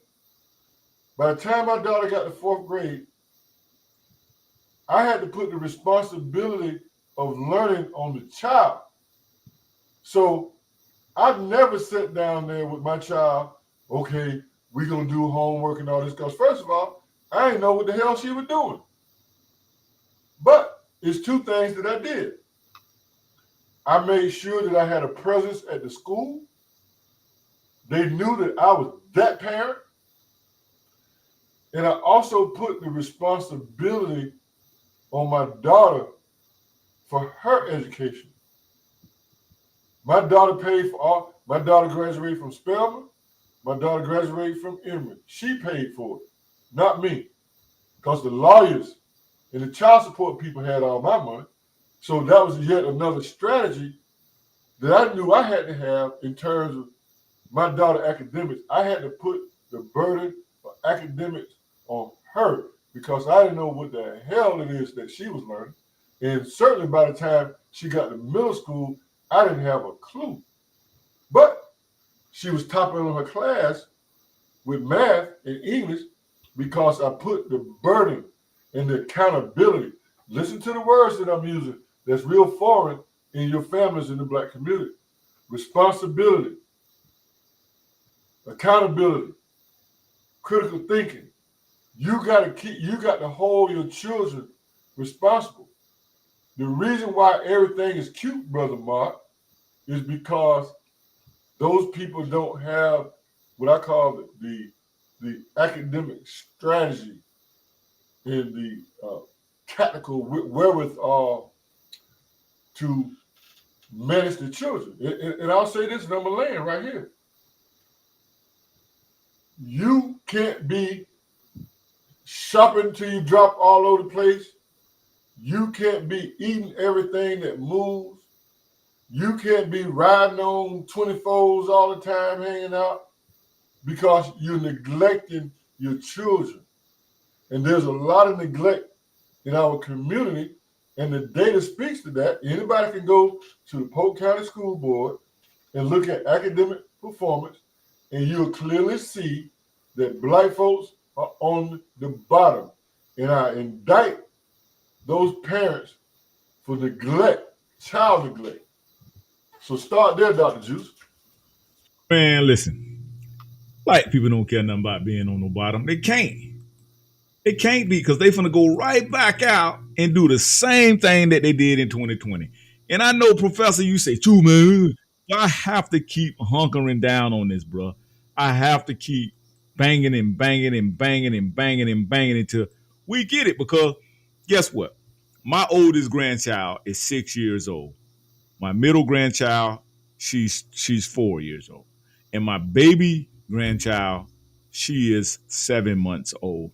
And I refuse to let them grow up politically ignorant like my ancestors and my elders did with me. So that's why I'm doing this program the way that I'm doing it, because I'm trying to inform us. And I don't know, bro, Mark, if you caught Ice Cube before you came in. We played a clip from Ice Cube. And I want to play that again because I think that I kind of messed up the recording. So I want to play it again for our listeners because I want them to really hear, why do, when Black men come to the table and we start critically thinking about how we want to approach our future, we are criticized and we're demonized to be traitors or Juice, because you must be a Republican. You must be MAGA. See, your problem is with MAGA. Your problem ain't with Donald Trump. Your problem was with the people some of these people that support Donald Trump that are from our Caucasian European brothers and sisters side. And y'all have a problem with what has been done to you in America. And then this is what the Democrats are capitalizing on. They want to make you seem like, oh, we going to help y'all fight. Yeah. Y'all go out there and y'all just go out there and rally for Kamala and da-da-da-da. And this chick she had another opportunity to say she was Black.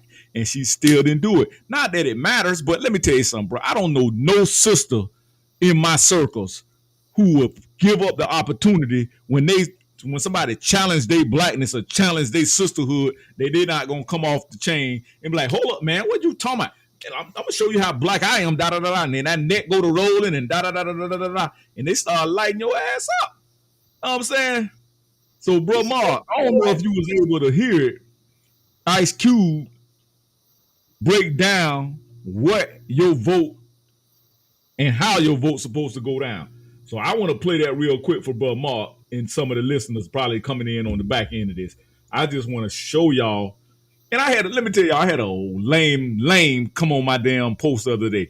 Gonna try to call me a raccoon. Oh, I said, Negro, man, I lit that Negro up. And he know who he is. I don't even play with him like that. I say, bro, you better go find somebody for you to play with, bro. Because this way intelligence thinkers hang out. Furthermore, what you even doing on my post? You ghost watching. That's what you're doing. You're ghost watching. You like what you hear, but you're too much of a coward to speak up. See, I'm not a coward. That's why I say what I need to say. And I say what need to be said. Our people need people like me. Y'all need people like me. Because I'm going to be the one that gets you on the right path. And like I said, my grandkids ain't finna grow up in this foolishness. We running around here. It's jokers like that is the reason why Lake Wells look like it look right now. Because of misfits like that joker that popped up on my site. And you know who you will. Bro, I don't know we ain't never got down like that, bro. I'm from across the highway, bro. We don't rock like that, bro. I don't play with people like that. I'm a grown man. Don't come playing with me like that, man. And you know who you is, bro. And why you want to call names? That was the first thing I saw. I'm like, are we in the 6th grade or something? He's goofy. He's a goofy. I mean, if you're gonna come at me with some facts. Come at me with some figures. Come at me with something to dispute what I'm saying. But don't get to calling me names. Get out. Bro, that's why, Mark. That's why goofies. Anytime you saying, oh, like, bro, Mark, hey, I'm leaning more toward being a Republican. Bro, Mark is a Republican. I know a lot of brothers that's Republicans, and we not scared. We'll tell you that we're Republican. So I'm saying because we're business owners. We're business owners, and business owners identify with conservative values. We trying to get a bag. You trying to be around here and identify just to identify. See, you one of them goofies that sat in the back of the class. We was the cast that we sat up with a teacher because we want to learn and absorb everything we can. See, you a goofy. You a goofy. Yeah, you a goofy. And so let's break down the dynamics of why you should vote. And I guess Cube, he a MAGA too, huh? Y'all fall for anything. Y'all go along with anything they say. I remember they was around here last, they had them buzzwords, black job. Oh, he's a black job. And you goofies just run with it. And they's like, yeah, they getting it. The Democrat laughing at, look at these little stupid Negro. They fall for anything. As long as we keep getting them to fall for these buzzwords, we ain't got to give them no tangibles. We ain't got to make no laws. We ain't got to make no policies. This chick, Commandment, just came up with policies a day before the debate. And you Negroes, I had a chick, me and Voss, we had a chick jumped on the post. She talking, you could tell she a feminist. She jumped on the post talking about, she gonna do that.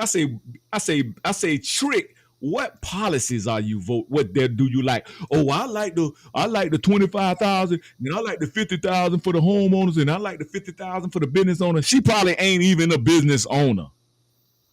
She probably a homeowner. Everybody don't own homes. So how would the person who don't own home, and that's a match. They match your 25,000. You got to first have your 25,000 before they match it.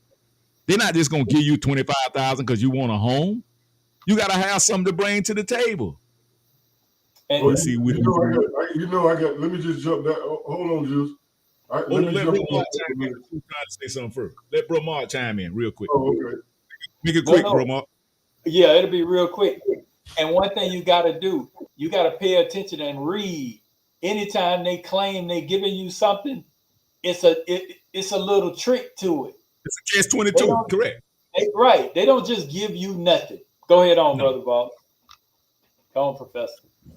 Well, this was a setup because before they start saying, after I say what I'm about to say, before they start talking about Professor don't like women and he's misogynist and all this kind of stuff, I want to show you that lovely lady that I just hired. Okay.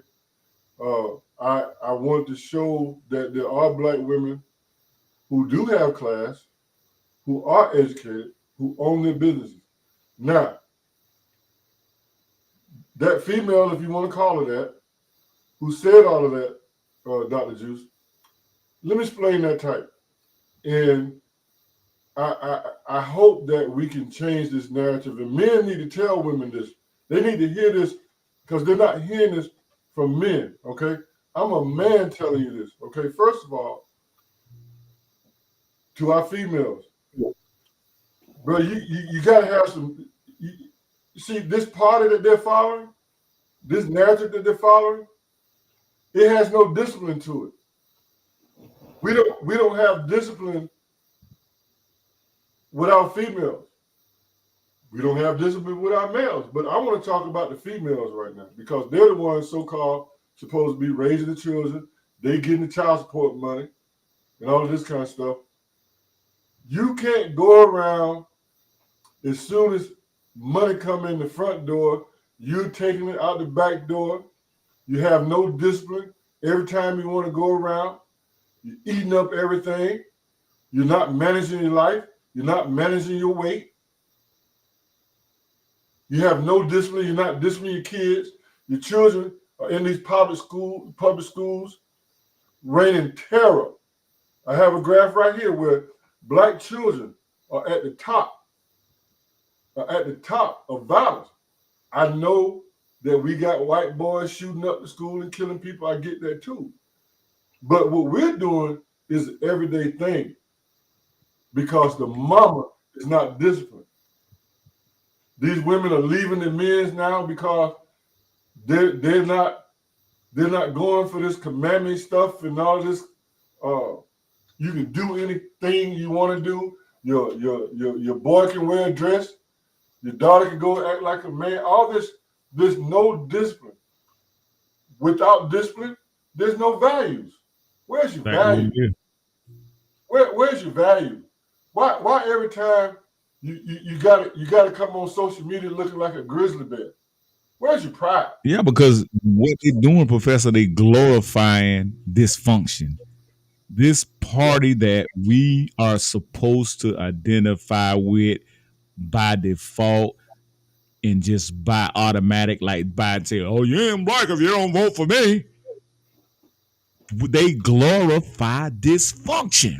And I think that's what a lot of black people are in tune to because they feel like they're not going to hold us accountable. So this is the more easier path to follow there because they don't require we have standards. They're not pushing that. And they're not going to push it because why? They can't identify with you because they're not even from the same fabric that you're from, family. So let me play this real quick. Go ahead, Professor. I'll say this and I'm going to land my plane. The reason why the man can't check her is because she make more money than him. So I got a lot to say to the brothers too in terms of educating themselves and empower themselves so they can take control of their household. Most of these, what you call them, Juice, most of these moist, you like to call them moist. Most of these moist dudes, they don't run their household. Right. Bro, you got to get a control of your household, bro.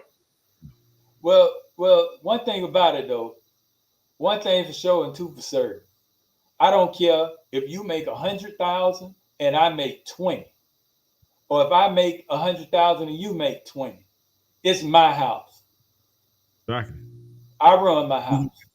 So just because you're going to bring more money into the bank account, that bank account is for the house. Yeah. For me and your house, period.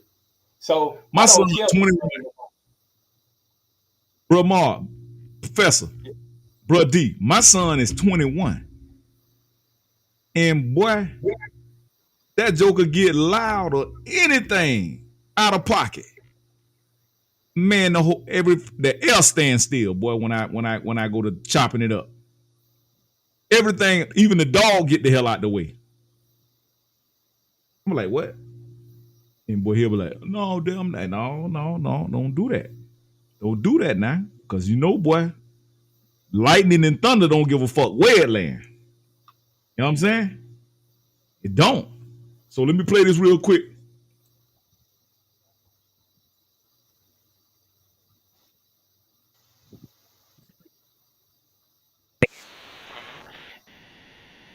Here we go. He's doing it again. Process. You don't vote just to vote. You vote because you're getting something or your community is getting something. So everybody that's telling you that, man, look at them and say, what are you getting? Because people that just want you to vote and not ask for nothing, people that's in power that want you to vote but don't want you to get anything or not asking for you to get anything economically, they suspect. Straight up. Because a lot of people been in place for a long time and we ain't got shit. That shit gonna end. That shit gonna end. We gonna get what we supposed to get. Period. And anybody asking you not to ask, I wouldn't listen to them. Because that's the process. Every community asks for what, and we gonna do the same goddamn thing. I don't know what planet. Anybody telling you okay that you gotta vote, For the people that is your duty, that you have to exercise the right, and that people died for you to vote. For one, people did die, but nobody walked out their house to go die for you to vote. They were killed by probably some racists that don't want to see us get anything. Be skeptical. Now, this was from 2020. This one here. He's still saying the same thing in 2024. Now, this one for 2020 that I'm playing right now. Peep game. Of anybody telling you to vote and not telling you to ask for anything or to tell you to just vote and not to get anything for your vote. That's not how it works. So I don't know what planet he's from, but here in America, we vote for whoever our peers pressured us into voting for, just to keep them as friends. Yeah, exactly. Right? I don't have time for purity tests and making us think about our decision. That hurts. And our psychologist tells us we need to stop doing things that hurt ourselves. You hear that? Yep. I mean, sometimes, dude, the white dude be making sense. The ones that's in tune, the ones that's really, really, you know what I'm saying? The ones that's really, really not trying to take advantage of us. Let me chop up some real game real quick, man, by white folk. White folks supposed to act like white folks do. I think you told me this saying one time, bro, Mark. You said, Jew, think about it. When you see eagles flying or eagles on the ground, do you see them chopping it up and shooting the game with scarecrows? Or do eagles mess with eagles? Eagles chop it up with eagles and crows chop it up with crows. Even though both of them birds, like all of us are humans, that don't mean we got to look out for your ass. Do you see a baby eagle mama fly over her damn eagle chicklets and go take the worm and get a worm to the goddamn crows? Crow. Do she give it to the crow? No. She go feed her damn eagle chicklets and she mind her damn business. But no, they want to say, oh no, it's all about diversity. You got to help everybody, which is fine if you got something to help them with. But Bruh, you can't draw blood out of a rock. If you ain't got shit, how you gonna help somebody? We under the illusion just because we work a 9 to 5, we got something. For 30 years, we got something. And I think a lot of our senior citizens are finding out, retired and not retired, and Social Security coming in and everything. And you're finding out that you mismanaged your finances and you're not able to make it under this current inflation. You forgot to factor in the inflation. You forgot to factor in we in 4 wars. You forgot to factor in that we possibly may have a damn pandemic. You forgot to factor in that you might get sick and the cost of healthcare may go up. You forgot to factor in the cost of goods and services may go up, the cost of living. You forgot to factor in all of that. So at the end of the day, the math ain't mathing. Digress.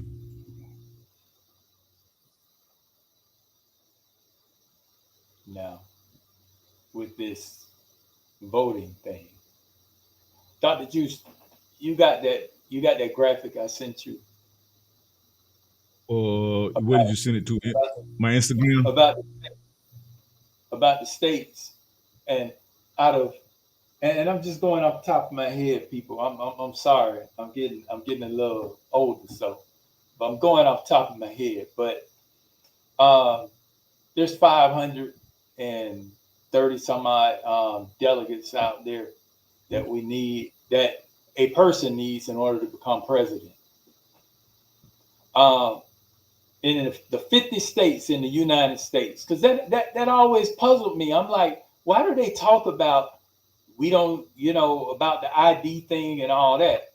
Well, what I didn't know till I read 50 states in the United States of America, 16 of those states do not require ID to vote.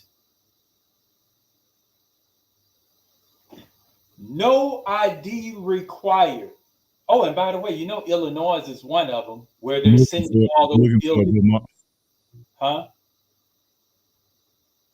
What you say, bro? I'm looking for it. Go ahead. Mm-hmm. Okay. I'm looking for that graph. All right.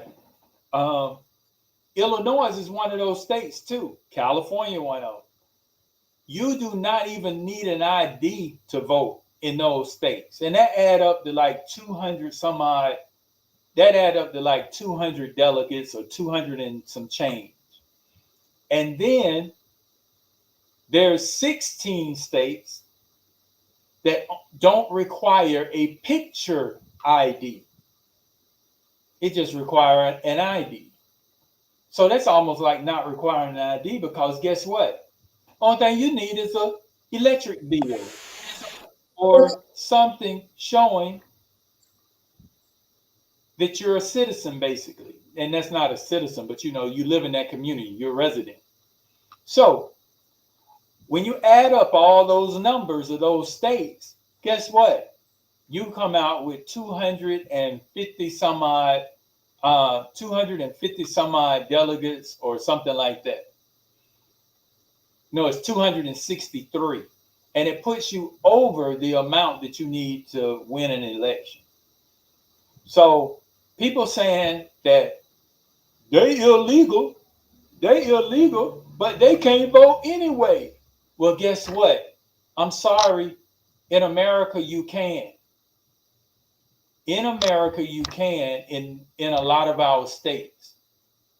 And so that's why they're giving them, you notice they give them Wi-Fi and some other cable some other services, and they give them a place to live. Why? There's that. Oh, let me not do it. Give them a $10,000 voucher for housing. Some of them are getting approved for homes, and they get $5,000 food stamp cards.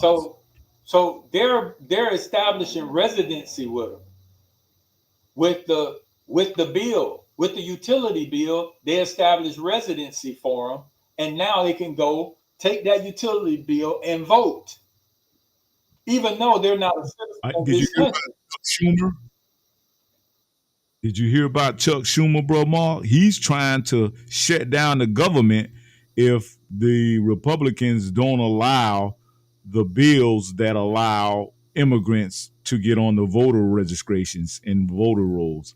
So he say if they don't comply, then he's the leader of the Senate. So he said he's gonna shut down the Senate so nothing passed. Yeah, he's been known.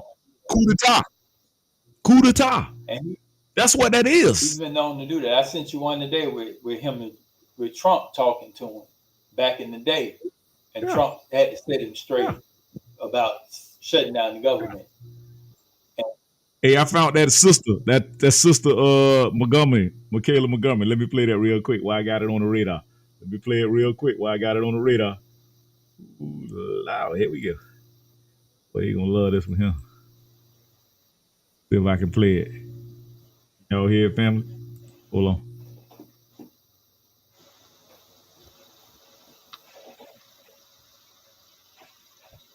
Can y'all hear it? No. By the pussy, none of these girls will tell you nothing. Oh, that's the same one. Hold on. I think that's the same one. Man, they won't let me get this thing here, man. I don't want to play this one because that's what she went to. Dang it, man, I can't find that one. She had this girl right here, Teslin Figaro. Let me pull it up. She done blocked it. Cause the girl lit her behind up. Let's see if this it. Yeah, she done blocked it. I want to hear the Republican sister's comment about grabbing him by the pee. Well, first of all, context is important. And so when he's yeah, see, she blocked it off her channel, bro. I promise y'all, man. This girl right here, Miss Montgomery, she lit her up. I'm gonna find it. Go ahead, bro, Ma. I'm gonna find it. Go ahead, because I want y'all to hear this. So yeah, I think it's very important that we read. If we don't quite understand something, let's stop leaning to our own understanding and start reading and getting an understanding. Because that's what I do every chance I get. Because stuff like, these statements don't add up for me. So I got totally shocked when I found out how many states don't even require a picture ID. That should be normal. And then they try to say, the first thing they'll say is that they try to make Black people look so bad and so poor and so dumb to where we can't even get an ID. Oh, the underprivileged minority community, which that mean the Black folk, can't afford to do this and that. You know what? Stop it. Just absolutely stop it. That's an excuse. We use an ID for the majority of things in life. And if you don't have ID, maybe you shouldn't vote. Sit your butt down. But we should require that at the minimum. It just blows me away how many states don't even require an ID. Yes, sir. So Democrats, you want to know how they rigging elections with illegal immigrants? There you have it, right there. So here's what I see. Bro, Mark, thank you for that. We appreciate that. If you look at, you can Google this. You might want to Google this as I speak, Dr. Juice. Look at what Bill Gates and Microsoft is doing in Kenya right now. They're talking about digital IDs. They're talking about as a child is born, they're going to plant a digital ID inside the body of a child. They're experimenting with Africans right now. Now, let me tell you what's going to happen. Number one, I believe, especially with Black folks, if you get incarcerated, you'll automatically get a digital ID embedded in you. Oh, absolutely. I also believe that I hope it's not in my lifetime, but as they're doing in Africa, I believe that there will come a time where they will embed a digital ID into people. You see that? That's what Bill Gates is doing in Africa right now. So that digital ID, because this discussion you're having right now is going to be such a controversial topic. It's not going to go anywhere. And what do we do? What do we do when we try to solve these kind of problems? We look to technology. So why do you think Brother Bill Gates is working on that right now? Experimenting with Africans. Y'all next. Well, Bill Gates has had that and been trying to push that for a while. He was doing it here in the U.S. And they was trying it with our school kids. And because I know I want to say West Palm Beach or some area here in Florida, they was doing it where they was in bed, implanting that mess. And I guess after a while they stopped it from happening. But there is absolutely nothing that man can offer that I would accept, because that's an evil individual. And I can't.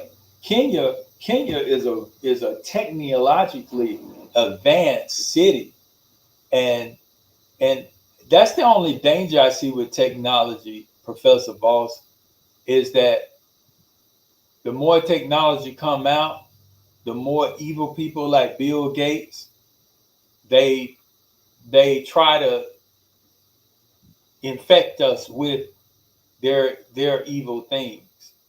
Sort of like with this vaccine. But that's the thing that scares me, because Kenya already have where you can go into a store and basically walk out with your phone or whatever, and everything is charged to your card. So they have a lot of technologically advanced things going on in Kenya. But you have corrupt government, and where we just want money.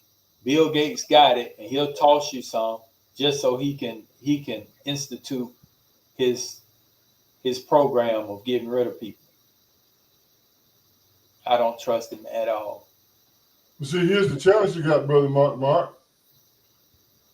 Now you can see why is there such a need for foundational Black Americans to understand technology, because things about to happen that you won't have a clue about. Either you embrace technology, or technology is going to embrace you. Well, technology, I agree.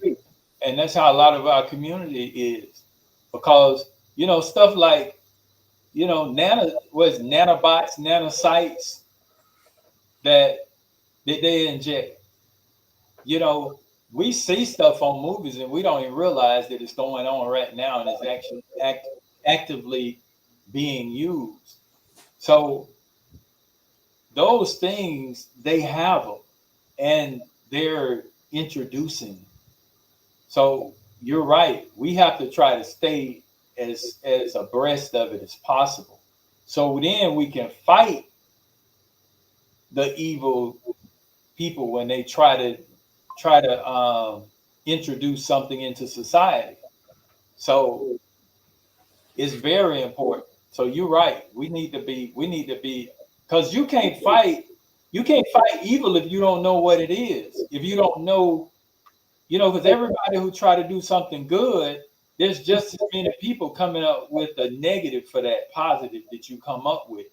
And so we have to be on the cusp of it, ready to fight it. So again, you made such a phenomenal point, is that if you don't know what to fight, and if they turn the evil into candy, and knowing Black folks the way you know them, exactly.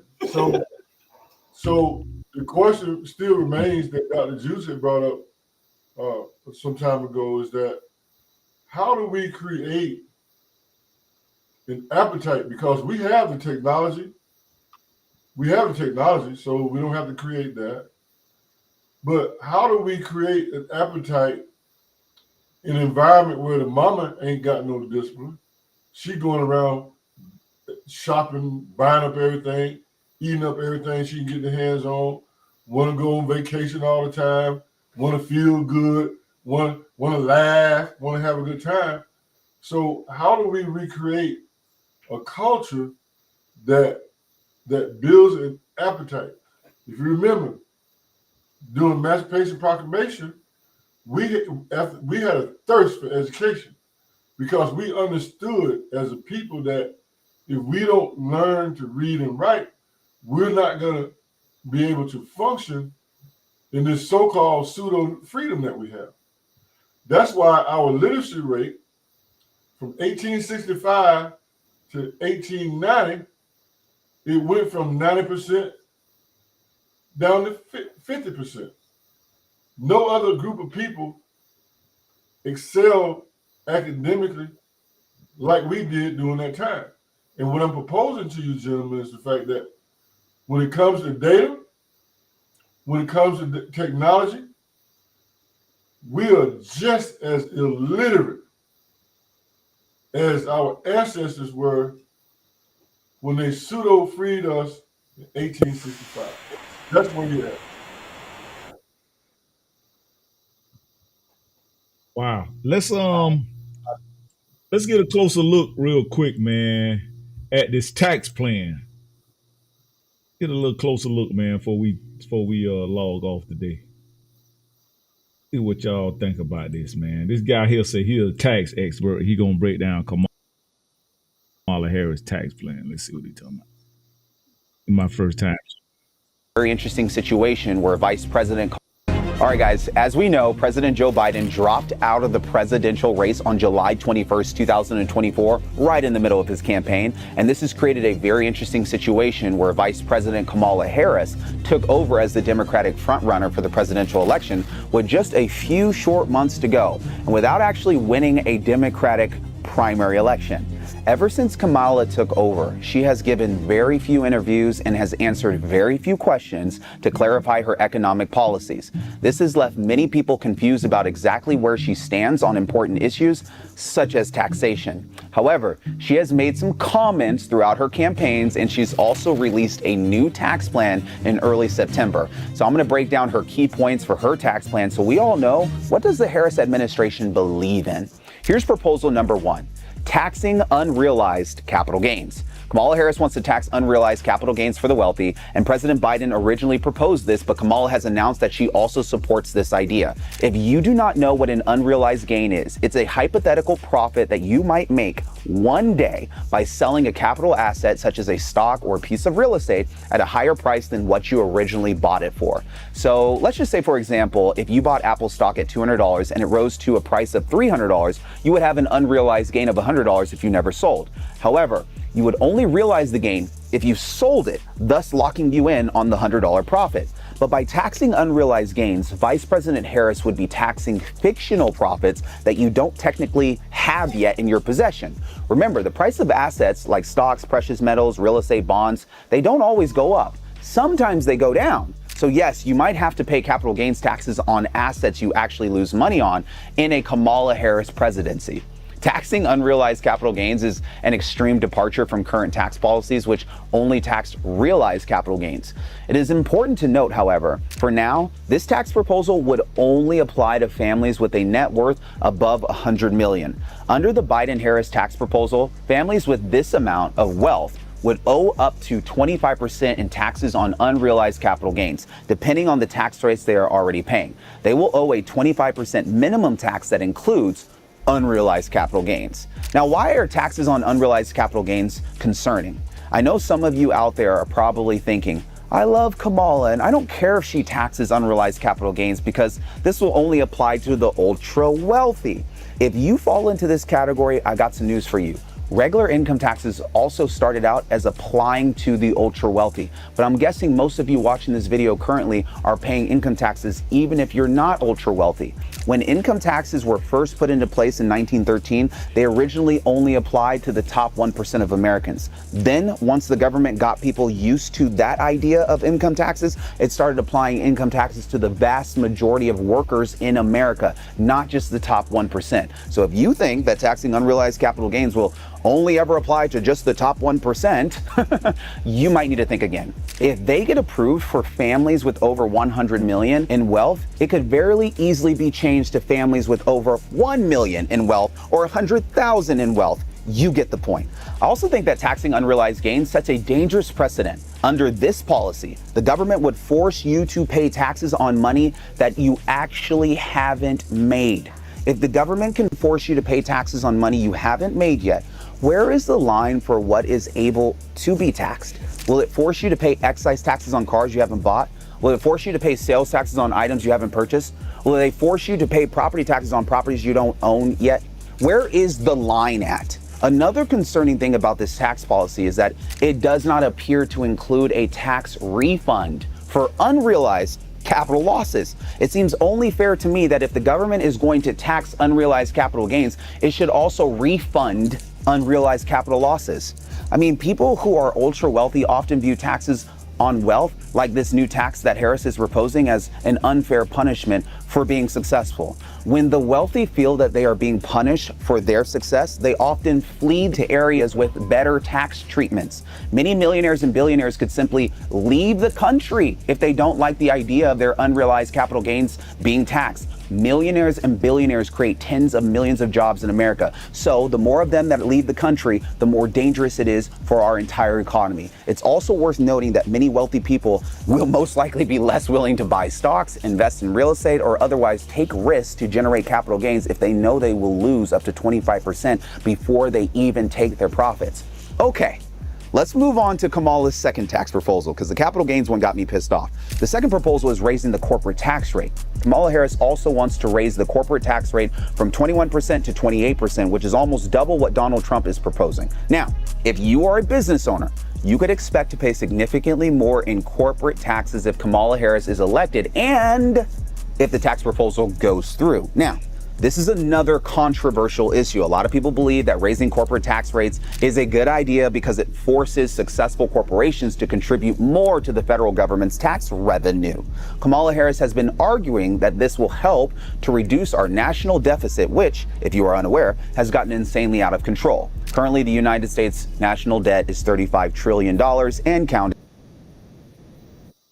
Now, keep in mind, if they start raising the taxes on these corporations are just going to keep raising the inflation and keep raising prices. That's right. Can y'all hear this, man? So, Yep, yeah, think about it. you're right. They're going to keep raising the inflation. That's why the inflation is high now. So, no, it's not a win. Yeah, you may get more out of these businesses, but say, for instance, what if these businesses move, like the young man just said? What if they move out the country? They're going to still be able to bring them products in, and that's why Trump is implementing the tariffs on goods that come into our country, because he's telling them jokers, hey, okay, you can try to get slick if you want to and move out the country. I'm going to tax your ass when you're trying to ship that stuff back into the country. So I'm just trying to get y'all to see this is what makes sense. Listen, you can think about what she's saying. Capital gains. Bro, like say for instance, Marky Mark, you make good money. Professor, you make good money. I make good money. Say for instance, we hit that next tax bracket and Commandment got this stuff in place. Now, if you get capital gains tax, everybody know what a capital gain is, right? That's when you just get a lick. Boom, you might get an inheritance or whatever. People pass down some land and some money. That stuff gonna get taxed messing around with the Democrats. So even though you get that land, or even though you get that tangible wealth, it's not gonna be any good to you because they're gonna tax it. And so it's like you never did get it. Again, the problem with raising taxes as a solution to our government's financial woes is that it destroys some of the incentive for people to create businesses in the first place. The less money that business owners get to keep, the less motivated many people will be to start businesses, to innovate, to create.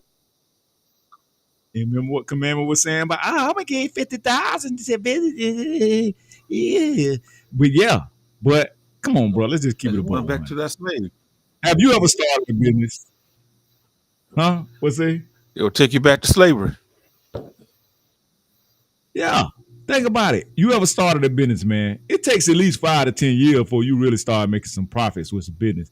You think Commandment gonna give you 50,000 to start a business, and then you ain't making no money? If that's the case, everybody say, "Well, that's it. Well, I'm gonna go ahead and get these 50 stipends, man. I'm act like I'm gonna start a business, man. I'm just see if they're gonna give me these 50 stipends, man. I'm gonna put that 50 stipends on, and I ain't gonna try to do nothing. I ain't trying to start no business.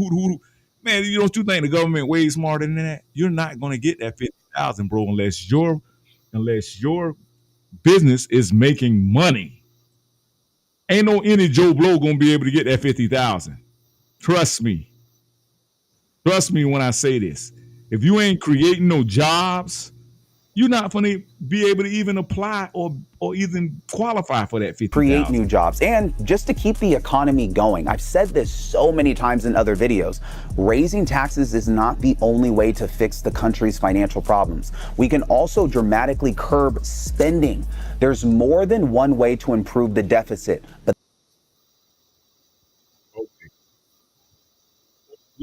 my proposal. It is one time too. You talking about that proposals on tip thing that she stole from Donald Trump? Hold on. He went to the next one that started sounding good. Let me know. Hold up. Let's do it again. Let y'all hear a little bit more.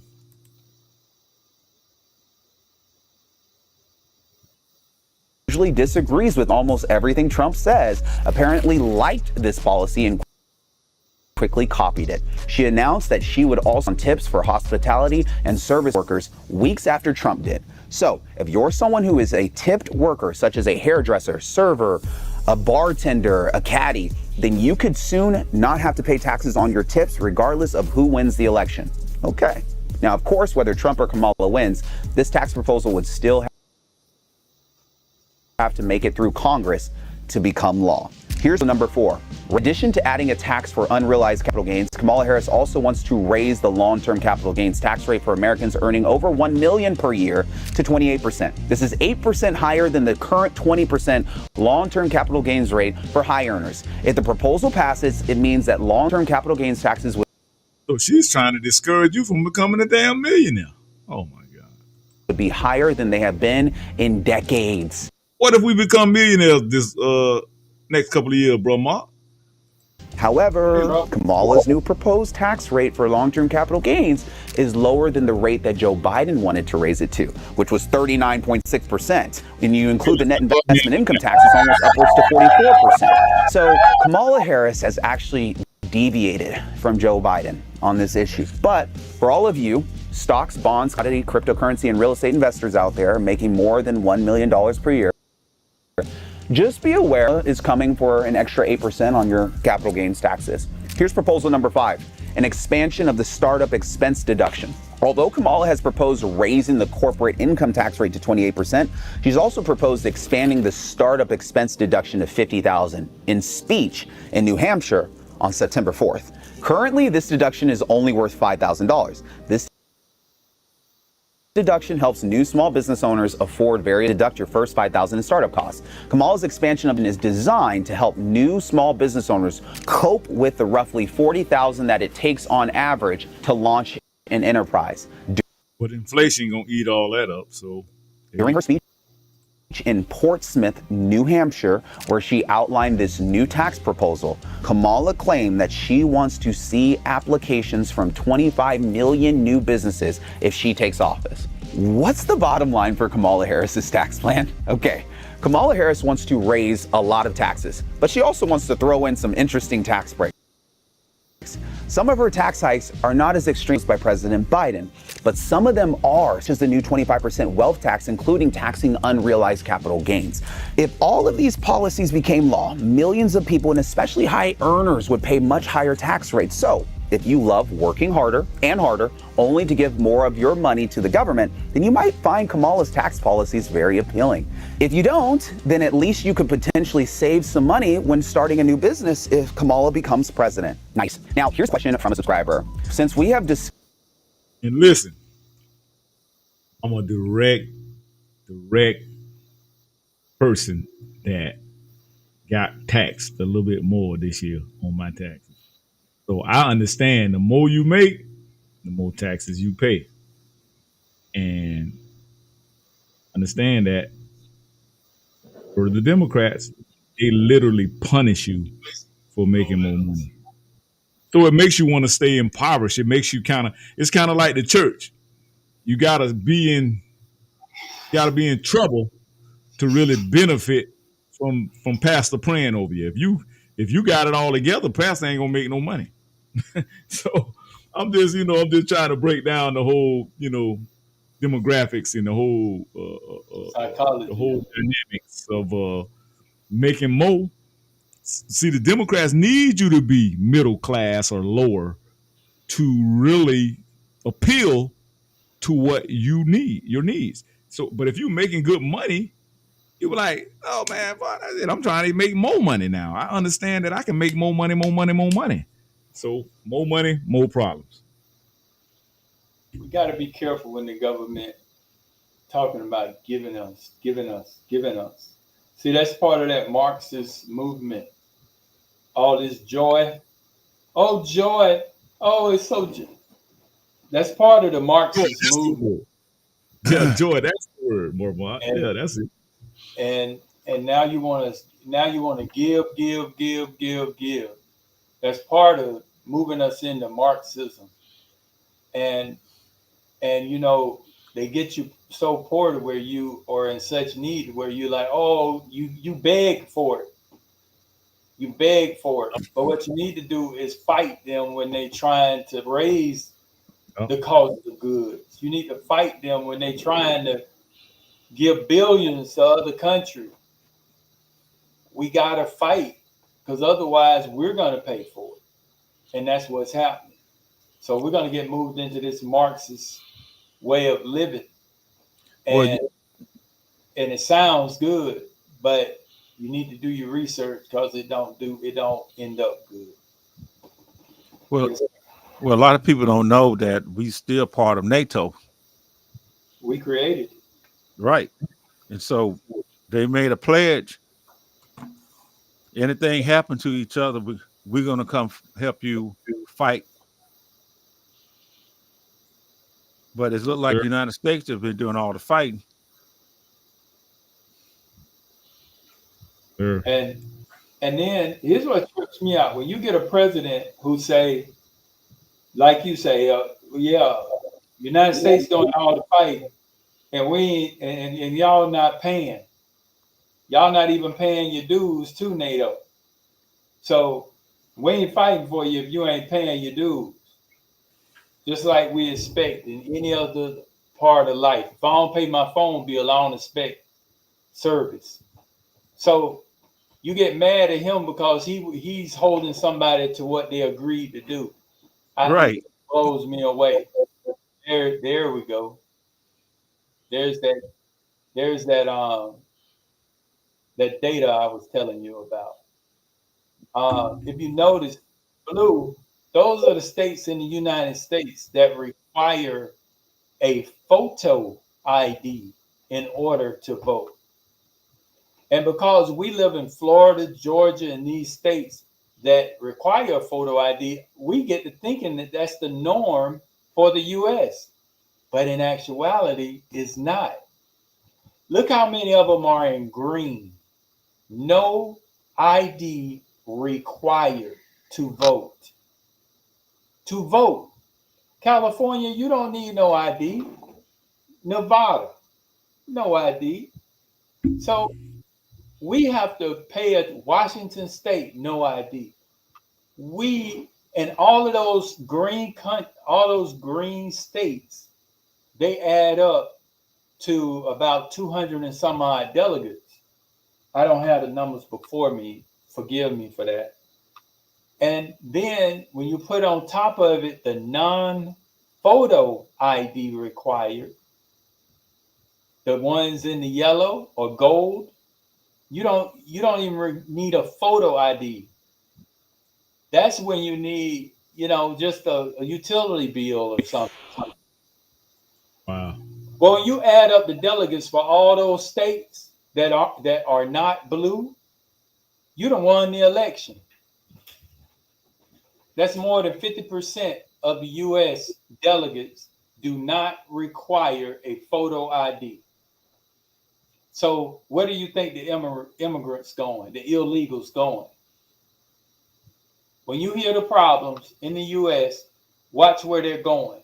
They're going to those states. So those people will be able to vote. So Democrats, you're very wrong. Those illegals will be able to vote because they're making them residents, or by simply giving them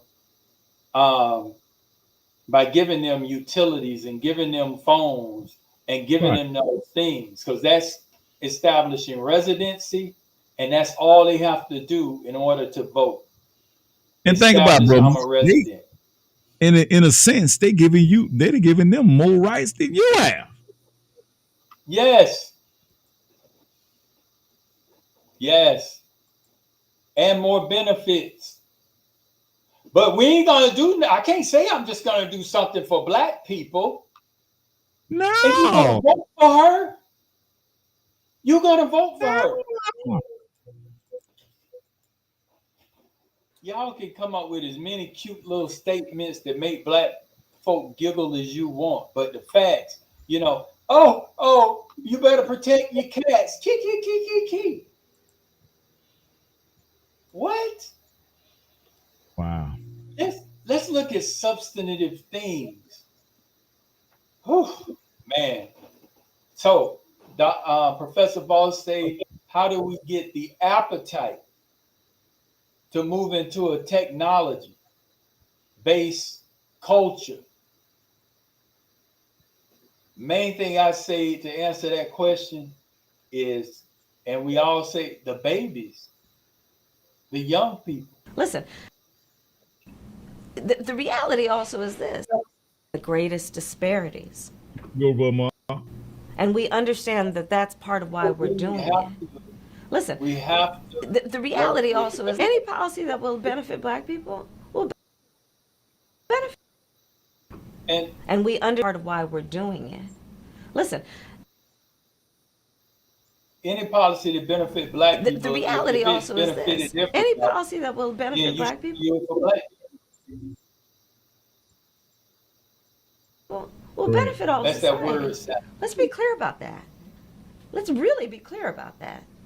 So I'm not going to sit here and say I'm going to do something that's only going to benefit black people. No, because whatever benefits that black family will benefit that community and society as a whole in the country. Right?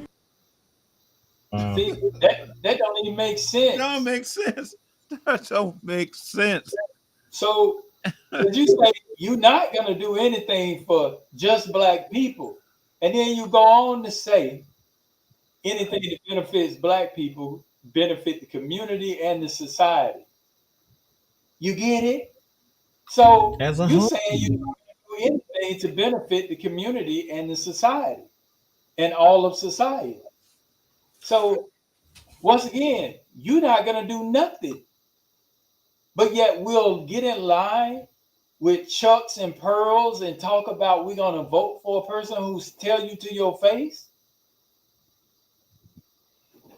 Man, we got to listen. We got these 2 ears for a reason. And we got this big old cranium for a reason. So when it go in your ear, you got something to process it. We got to start processing. They're trying to scare people with that Project 2025. Yeah, and Trump. That's what they're scaring people with Trump. And let me make y'all laugh for a minute, right quick. Okay. Couple things. I want to go back to the businesses. You know what's beautiful about the wood business, Bro Mark? What's that, brother? And here's where the creativity and innovation goes in. And we have to, again, think. In the wood business, you can't track that product, and my customers burn the evidence. So I don't have that problem.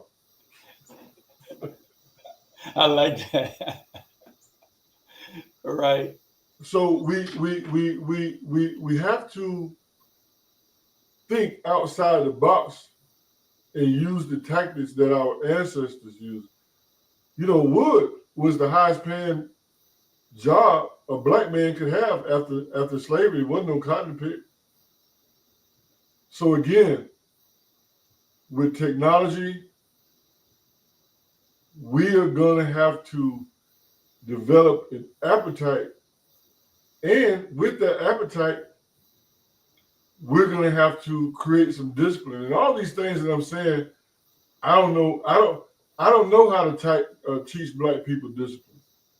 When I think about the fact that, and I know black people, if they can't eat it, wear it, drink it, and party while they're doing all that, they're not interested. I mean, think about how politics have been marketed to you, right? You know, it's been rappers, we've had a party, rap concerts, we've had sororities and fraternities. It's just been a party. And it shows really the lack of respect for your intellect that these people have for you. Yes. They have no respect for you, especially as a black man. You know, you're low IQ. You're confused. So they're not marketing to you, first of all. And again, the reason why they're marketing to your women, because they're the ones that supporting that party, because again, they want to have a good time. They want to party. They want to go shopping. They want to eat everything.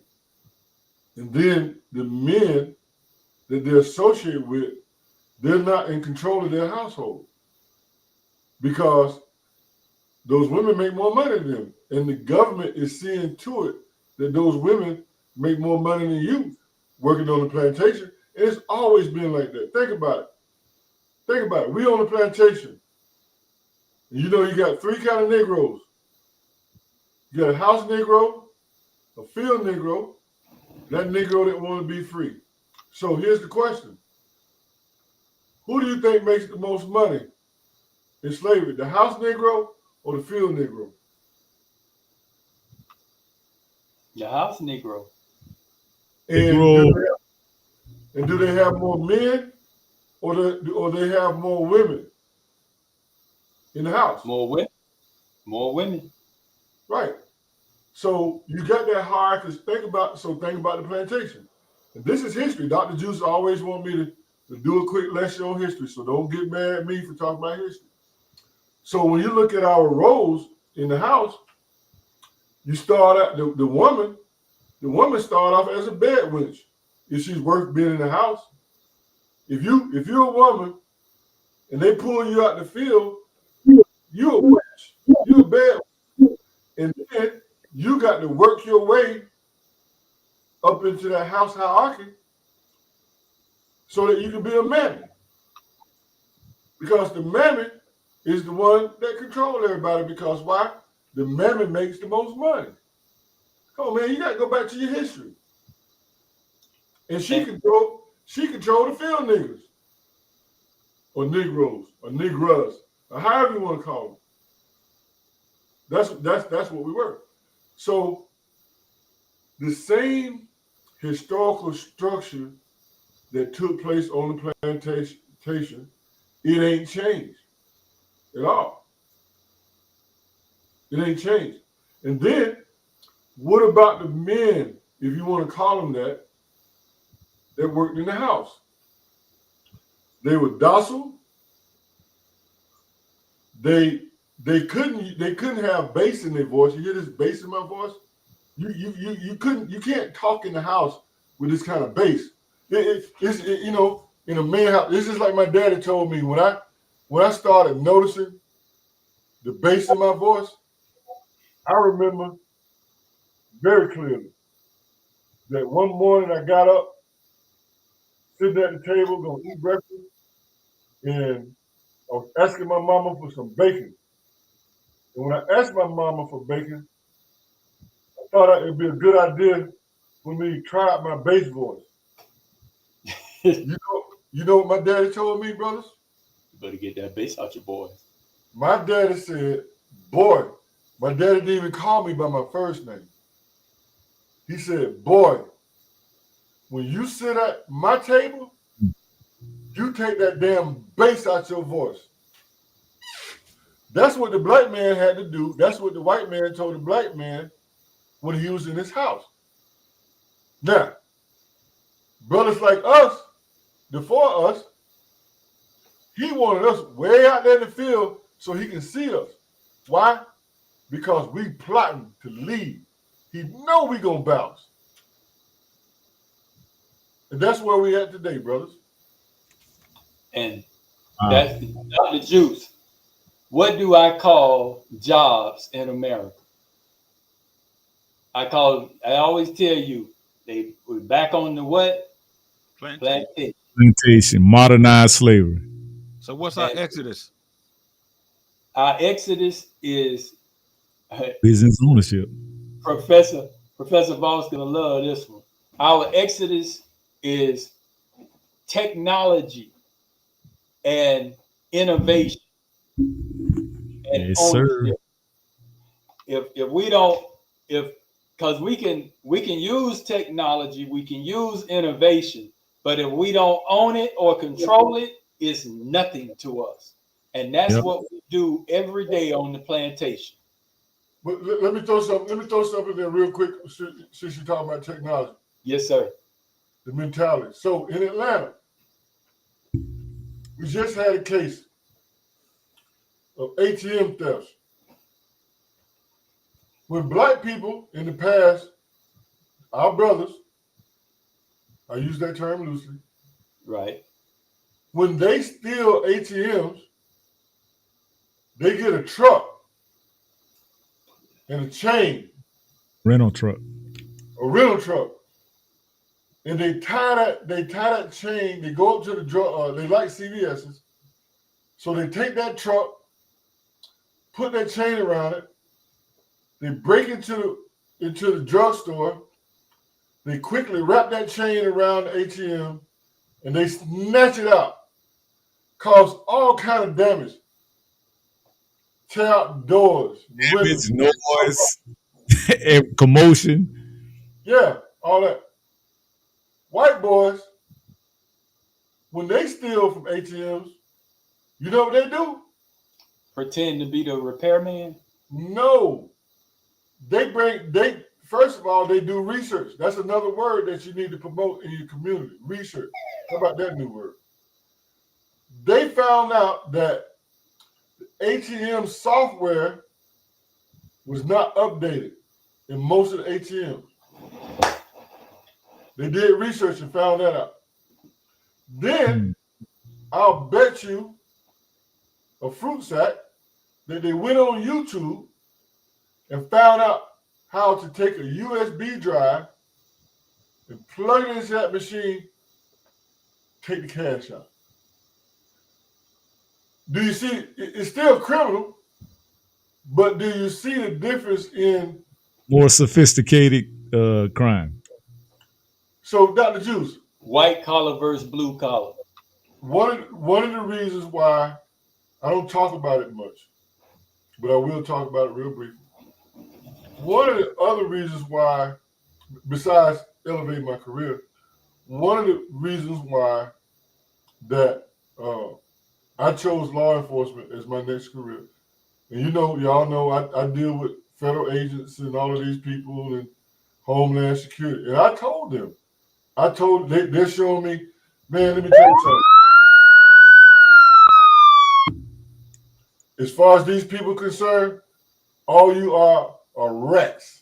And all they're doing is building and spending millions of dollars for this technology to trap you. And I told them, I said, when I became a sworn officer, I am a sworn officer. I told them that, man, y'all got some technology, man. Y'all got drones, y'all got artificial intelligence, facial recognition, robotic dog, all this technology. And I said, you know, I owe it to my community to try to educate them about this. I said, because the things that I see in my community, it's gonna be real rough. It's just like them boy, what they call YSL. The federal government have 9 years of evidence. I'm gonna repeat it one more time, Brother Mark. The government have 9 years of evidence. So we also need to find a way to get to our boys, educate them, the things that they're doing on this platform. I'm like, bruh, you every day, and I'll lay my plan. I'll lay my plan. Every day, a black young man, especially between the ages of as early as 13, from 13, and I'll give them 30, that group. Every day, Brother Mark, every day, Brother Juice, these young boys are incriminating themselves every day that they make it easy for the law enforcement to get a hold of them. Every day. They just don't know it. Awesome. Let me play something real quick for y'all fellas. Professor, you gonna love this one here, because this is what you've been stressing on us, man. And you've been telling us, man. Whatsoever. The gentleman right here, name is Antoine. He got a Millionaire Morning Show. And man, he be dropping some hot facts, and they be like, oh man, you might be. But you know, anytime you talk about intelligence and critical thinking, why people automatically think that we're not together? It's like people vilify and demonize thinking critical and intelligent thinking. It's a platform for intelligent thinkers, man, over here, Urban Matters Black Media Group, y'all. Let's get Urban Matters Black Media Group a real time. We on some new black man demand takeover, standing in the paint, standing on their square. Bro, black men, we back. We back, bro.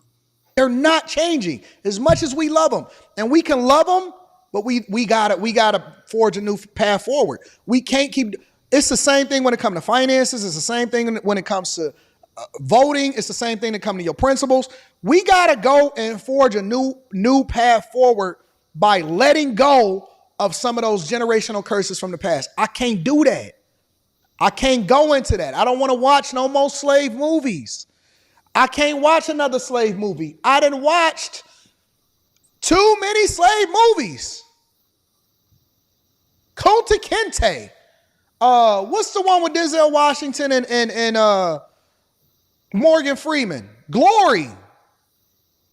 I's got no shoes, boss. I'm sorry, General. I need new shoes for all of my soldiers. 10, 17, 12 years a slave. Okay, I got it. Slavery existed. Now what? Malcolm X. Like, I'm done. I'm all slaved out. What's next? I don't want to keep hearing about y'all stories. It's another way forward for us. I can't keep falling into the same Democratic plantation mentality. And I'm telling you, our families got it bad, but we got to divest ourselves from it. It's some stuff that we just got to break off from. When I'm having this conversation with y'all, I'm not having this conversation telling you to do something that I'm not already dealing with and went through and going through myself. I've always been looked at as the black sheep because I was always like, nah, we could do this way different and it's going to have different results from us, but we got to divest ourselves from this broken mentality. And most of my family like, Trump is a white devil. I don't believe it. So I was the outcast before some of y'all even stepped off the porch. I was always the outcast. What they not telling you was that when I went down that pathway and they said that it was a ditch down there, it was really a bag of money in that hole. So I picked up the money, I walked around the ditch, and then I went towards a success. It was a clue to success in that hole.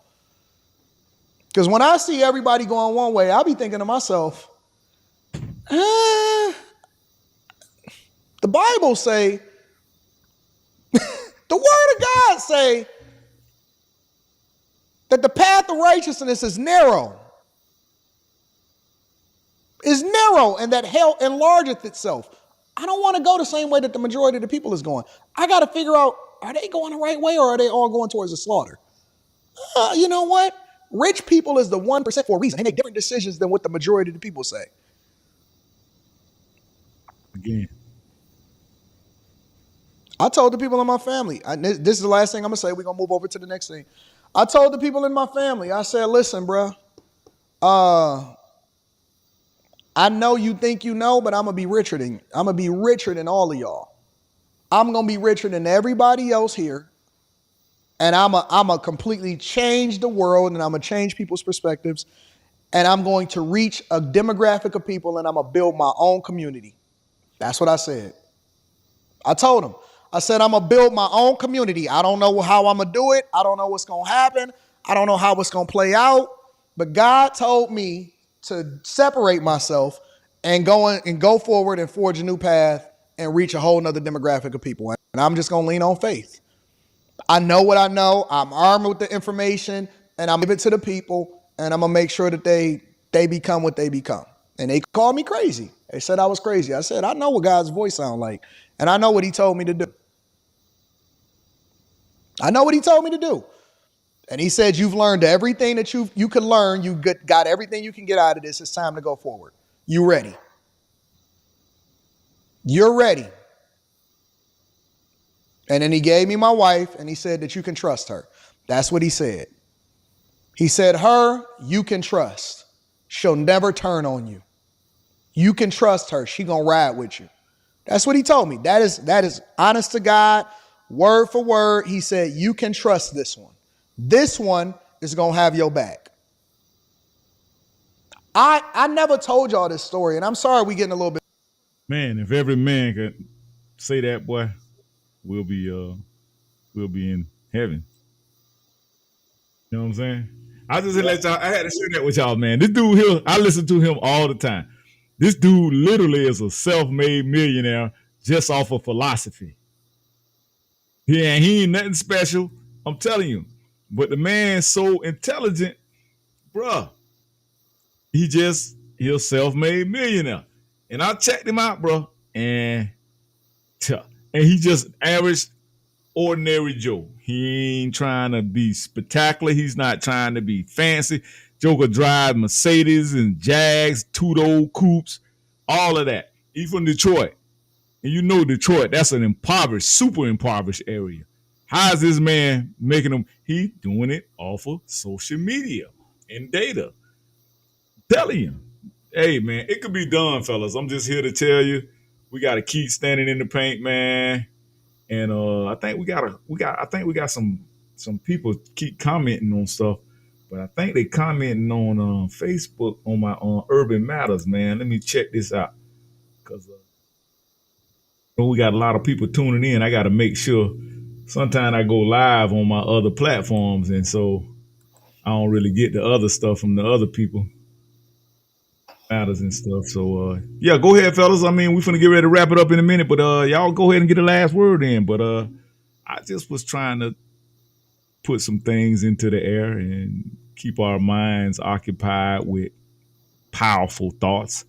See, that's what they don't want, fellas. They don't want black men to get back powerful. That's why you can see there's an attack on masculinity through this liberal movement, and they trying to emasculate the man. They trying to say, oh, it's toxic, you toxic masculinity, and all of this, and it's a lot of, and they, you know who they really targeting, man? They targeting black men. So anytime we start doing platforms like Urban Matters Black Media Group, we start implementing these types of platforms, They don't want this, man. We got a lot of our brothers. They just stuck on football game right now. They on some goofy shit, and I'm not knocking football. I still like football too, but football right now. Football is out of pocket right now, man. It just ain't the same, man. You notice a lot of stuff ain't the same since the pandemic, man. You notice a lot of people dying, man, too. We ain't talking about this, man. It's a lot of people just dropping dead, dropping dead, dropping dead, dropping dead, dropping dead, dropping dead. You know what I'm saying? I had a little sickness a while back. I said, boy, I ain't take that damn shot. God, don't take me out. I ain't get the damn shot.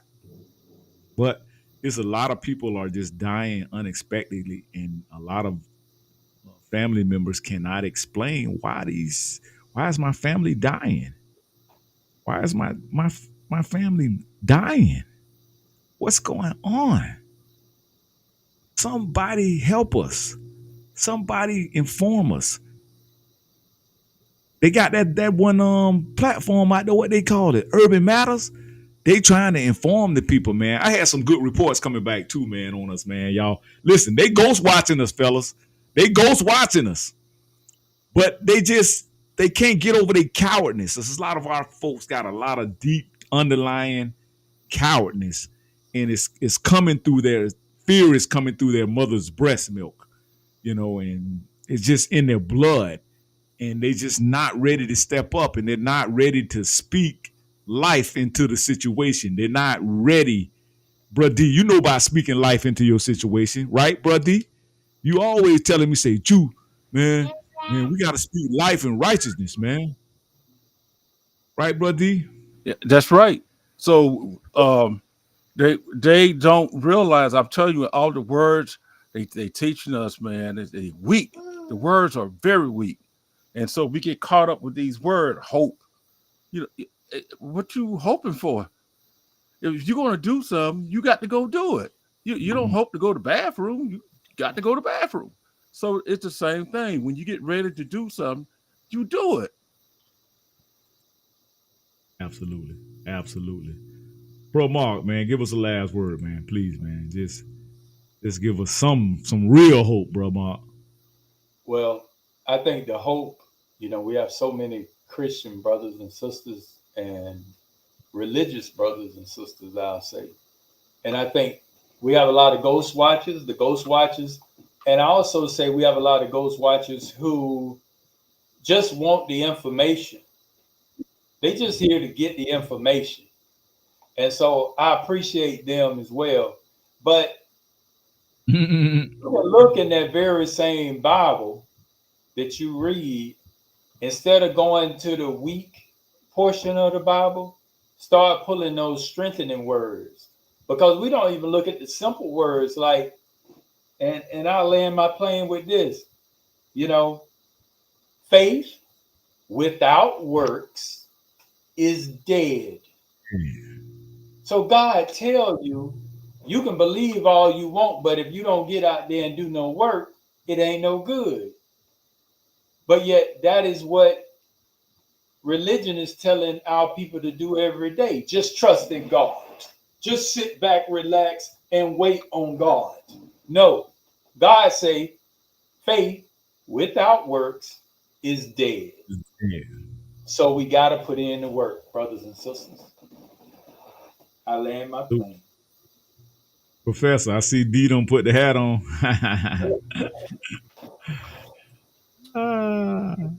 So I'll put it to you this way. My daddy came up through the Great Depression. And during the Great Depression in Alabama, my daddy told me that there was nothing. It was so hard. And the only thing that they had to eat that was sustainable was cornmeal. And when I came along, I never understood why my daddy hated corn. You couldn't give my daddy didn't want no cornbread. He didn't want no cream corn. My daddy didn't want corn on the cob. My daddy wanted nothing to do with corn because they were forced to eat that. There was nothing else to eat. Well, gentlemen, I look at Jesus the same way my daddy looked at corn. The reason why your numbers are going through the roof, Dr. Juice, is because people are tired of Jesus the same way my daddy was tired of eating corn. You can only eat so much. And now, Brother Mark, Brother D, we're feeding the community a different kind of food. And they can say what they want to say, but numbers don't lie. And I'm a data scientist, and I watch our numbers every time we go live. And today, maybe because I introduced my lovely assistant director, but I also think that it's the quality of the content that we're producing, and people, and I'm convinced of this, they want to hear something other than Jesus, Jesus, Jesus. I'm not saying there's something wrong with Jesus. I'm not even saying there's something wrong with going to church. But what has church produced from a monetary perspective? How much money have it produced for the community? So people want something different. And I commend you, dear brothers. I'm proud to be associated with brothers that I would go in the woods and hunt with. I don't go in the woods with just anybody. I don't go hunting with scary people, because scary people will get you killed. So everybody on this platform, brothers, I will go in the woods with you brothers, man. I will go in the woods with you brothers because y'all ain't scared. And I commend you on that. And I look forward to the next one. Absolutely. Absolutely. I'm going to end it on this one here, y'all. I'm going to let y'all hit this young man some more, chop up some heavy game. They now You know what? get the hell out of I'm here. gonna save the repo conversation for next week.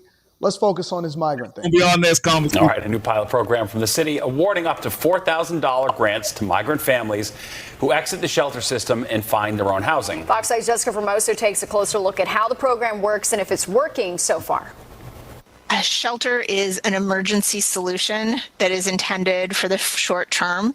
It is important that that short-term solution is safe and healthy, and that we are providing families with an opportunity to get back on their feet. The New York City Department of Homeless Services is offering up to $4,000 to migrant families with children and pregnant women who are currently residing in a city shelter. It's called the Asylee Move Out Assistance Program, a pilot. They're running out of money. That's understandable. Program that began last December, helping asylum seekers transition from a shelter to permanent housing. So far, 150 families have benefited from the program. We've done 150 families starting about 7 months ago. I think we have had one person from a family, not even the whole family, come back. So that is. Imagine we live in a world. Imagine the United States of America that you grew in. I pledge allegiance. You said it all in school. We got, a way in which we're supposed to operate in this country. And now we are existing in an environment where they're saying that they're willing to pay migrants $4,000 to find their own housing that we're paying for. Even the migrants is like, you know what, let me evaluate this, because the way that my checking and savings is messed up, because I spent a lot of the money that y'all gave me off my EBT card and all of this money that y'all been giving me. And so you want to give me an extra $4,000 just to leave the shelter? Let me go and work this out with my advisor. Imagine we live in a country where they left the borders open and the very people that we about to vote for are the ones that are replacing you. The very people that we about to vote for are the ones that are replacing you. That they are giving them resources. I ain't never in my life, not one time in my life, I have never, ever, ever heard of, thought of, could contemplate. If you go into a homeless shelter tomorrow, guess what? If you overextend your stay, they kicking you out. What do you mean they're going to pay you to leave? So you came in here illegally. You don't even have no ID. You don't even speak the language. And you're getting money and incentivized to leave. They have to pay you to leave. This is happening over in New York. They are paying you to leave. Think about the environment that we live in, and think about the fact that they are willing to give them $4,000. $4,000 each to leave. They are developing a program to give away tax dollars. I'm gonna go check into a shelter. In cities that are overran with migrants, money to leave. Is, in my mind, a very strong success rate thus far. The one-time grant is modeled after the enhanced one-shot deal program for those in the traditional homeless shelters, only to be used for first and last month's rent, security deposits, moving expenses, and household supplies. It really is for documented expenses related to permanent housing. So that could be first and last month's rent. It could be moving expenses, household supplies, things that somebody who is brand. Our veterans are on the street. We have veterans that are on the street that couldn't even get adequate health care until Trump came into office to focus on veteran affairs and trying to fix a system that was broken for decades. They are giving them moving expenses. First and last month's rent. Which was 100% true. About pets being abducted and eaten, a story amplified by right-wing media and Elon Musk online. Over the last 4 years, Springfield has seen its small population grow by over 20%, driven almost entirely by immigrants. William Brangham recently went to Springfield to understand how the city is coping. The sounds of Haitian Creole carrying across soccer fields, in grocery stores, in restaurants, dishing up the popular Haitian street food pate code. It's striking hearing all this in the heartland of the United States, Springfield, Ohio. Springfield's a small blue-collar city. Dog, do you know how hard it was for me to actually take out 100, and I remember the number to the penny. It was $114,000.07. I took out $114,000 of my own money and 7 cents and built my own restaurant. How are they able to do this? How? I put blood, sweat, and tears and invested in my own dreams and didn't take out one loan. Not one. Not one. Blood, sweat, and tears of my own money. Built it with our own hands. You know how difficult it was in order for us to do that? And I had a good job.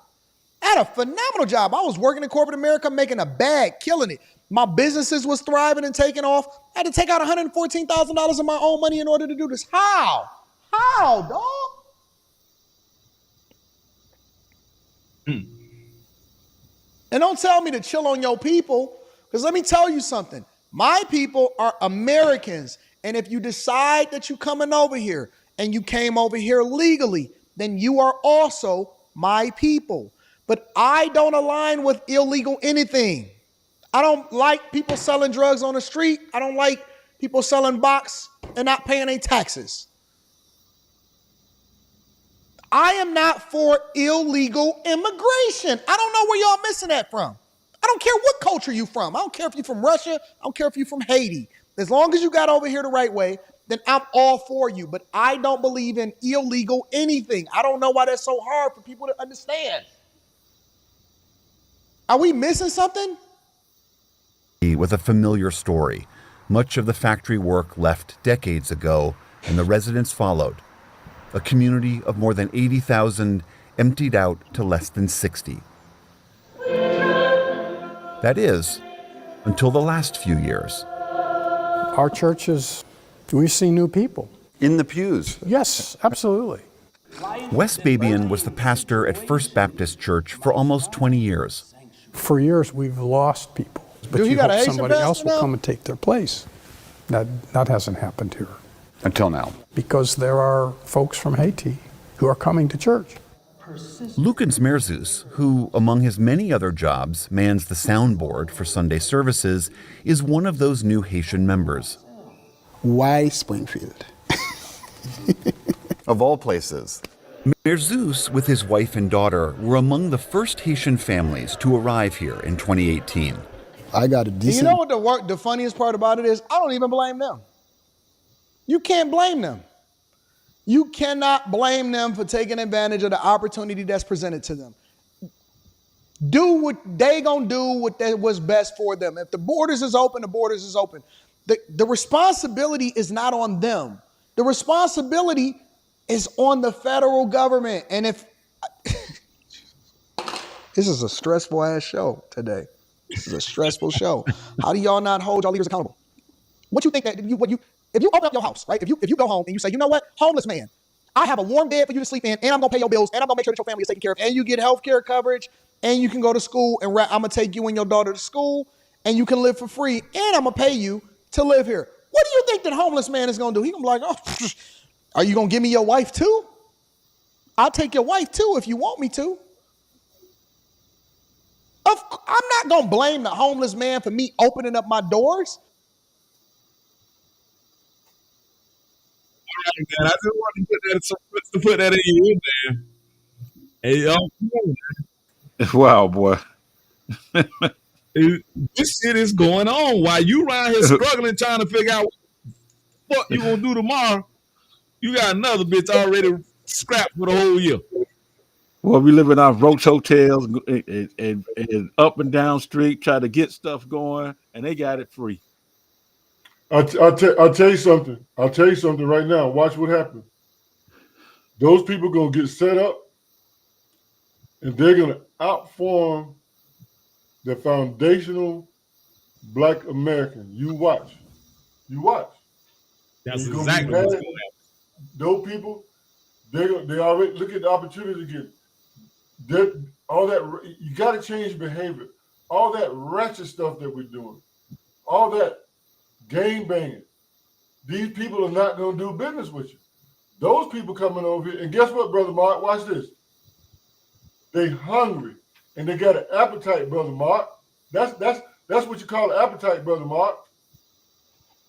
That's just like us out of the fruit grove. When you come out, you know, when you come from nothing, you ready to go get it because you got to get it. And you're right. They hungry. The only difference is they getting set up. We not. And they are not using that word, hope. They doing it. Right. And also they're using group economics. And they're sticking together. That's why all of them moving to Springfield, similar to us when all us was moving to Lake Wales. There you go. go. That dude, what he said. He said, how the hell they opening up the whole business? And I had to go take my hard-earned blood, sweat, tears, money out of the bank to do my business, to construct my business, to develop my business. And this dude come here in a matter of a month. He got his own shit set up, got products in there.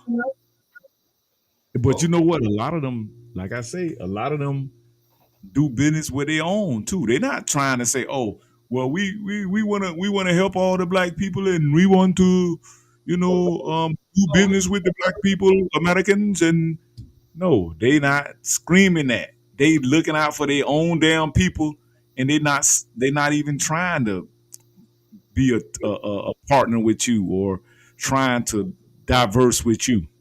They understand They're looking out for their own. The niche market. And I ain't mad at them. Don't get me wrong, bro. I ain't mad at them. I just wish we had that same type of energy. You know what I'm saying? I'm trying to figure out how I'm gonna modify my birth certificate and be a Haitian and go to Springfield, my damn self. Correct. Or run up to New York and be a migrant, man. I could use 4 stacks, bro. Right. Yeah. I can use 4 stacks. Like D say, D and I, we do a lot of top secret back. You know, I want y'all to listen to something real quick. I always play very, this. very simple thing that if you have a certain worldview, and conservatives have one worldview and progressives have a very different one, if you have a certain worldview that doesn't allow you to see the facts, you won't see them. And the reason is very simple. In general, when you perceive something comes into your eyes, you have about a tenth of a second before it becomes conscious, and it will change in that tenth of a second to fit what you already know or believe. It will change fast. And it changes either, I mean, this is flashes of light will change, things you touch will change, all of those things will change, and ideas will change. So when you have facts that come in that won't fit the way that you understand the world, then you won't, the way you understand the world is going to change, is not going to change. The facts will either be ignored, ridiculed, or attacked because they will threaten the way you understand the world or not threaten them. People be happy with the way you understand the world and ignore the facts. But the frames that frame the facts are part of your brain. They're physical. All ideas are physical. They're in your brain. Ideas are physical. When they come in, that part of your brain is not going to change. And so you have lots of people in this country who have conservative worldviews, and they just don't see it.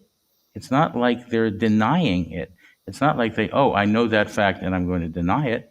It's like it's not even a fact.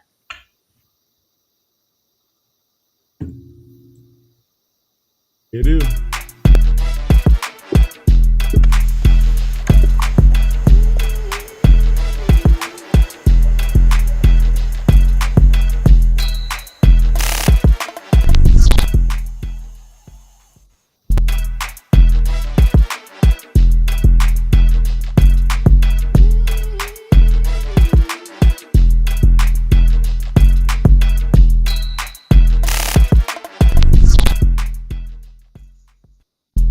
Peace and love, fellas. Peace and love.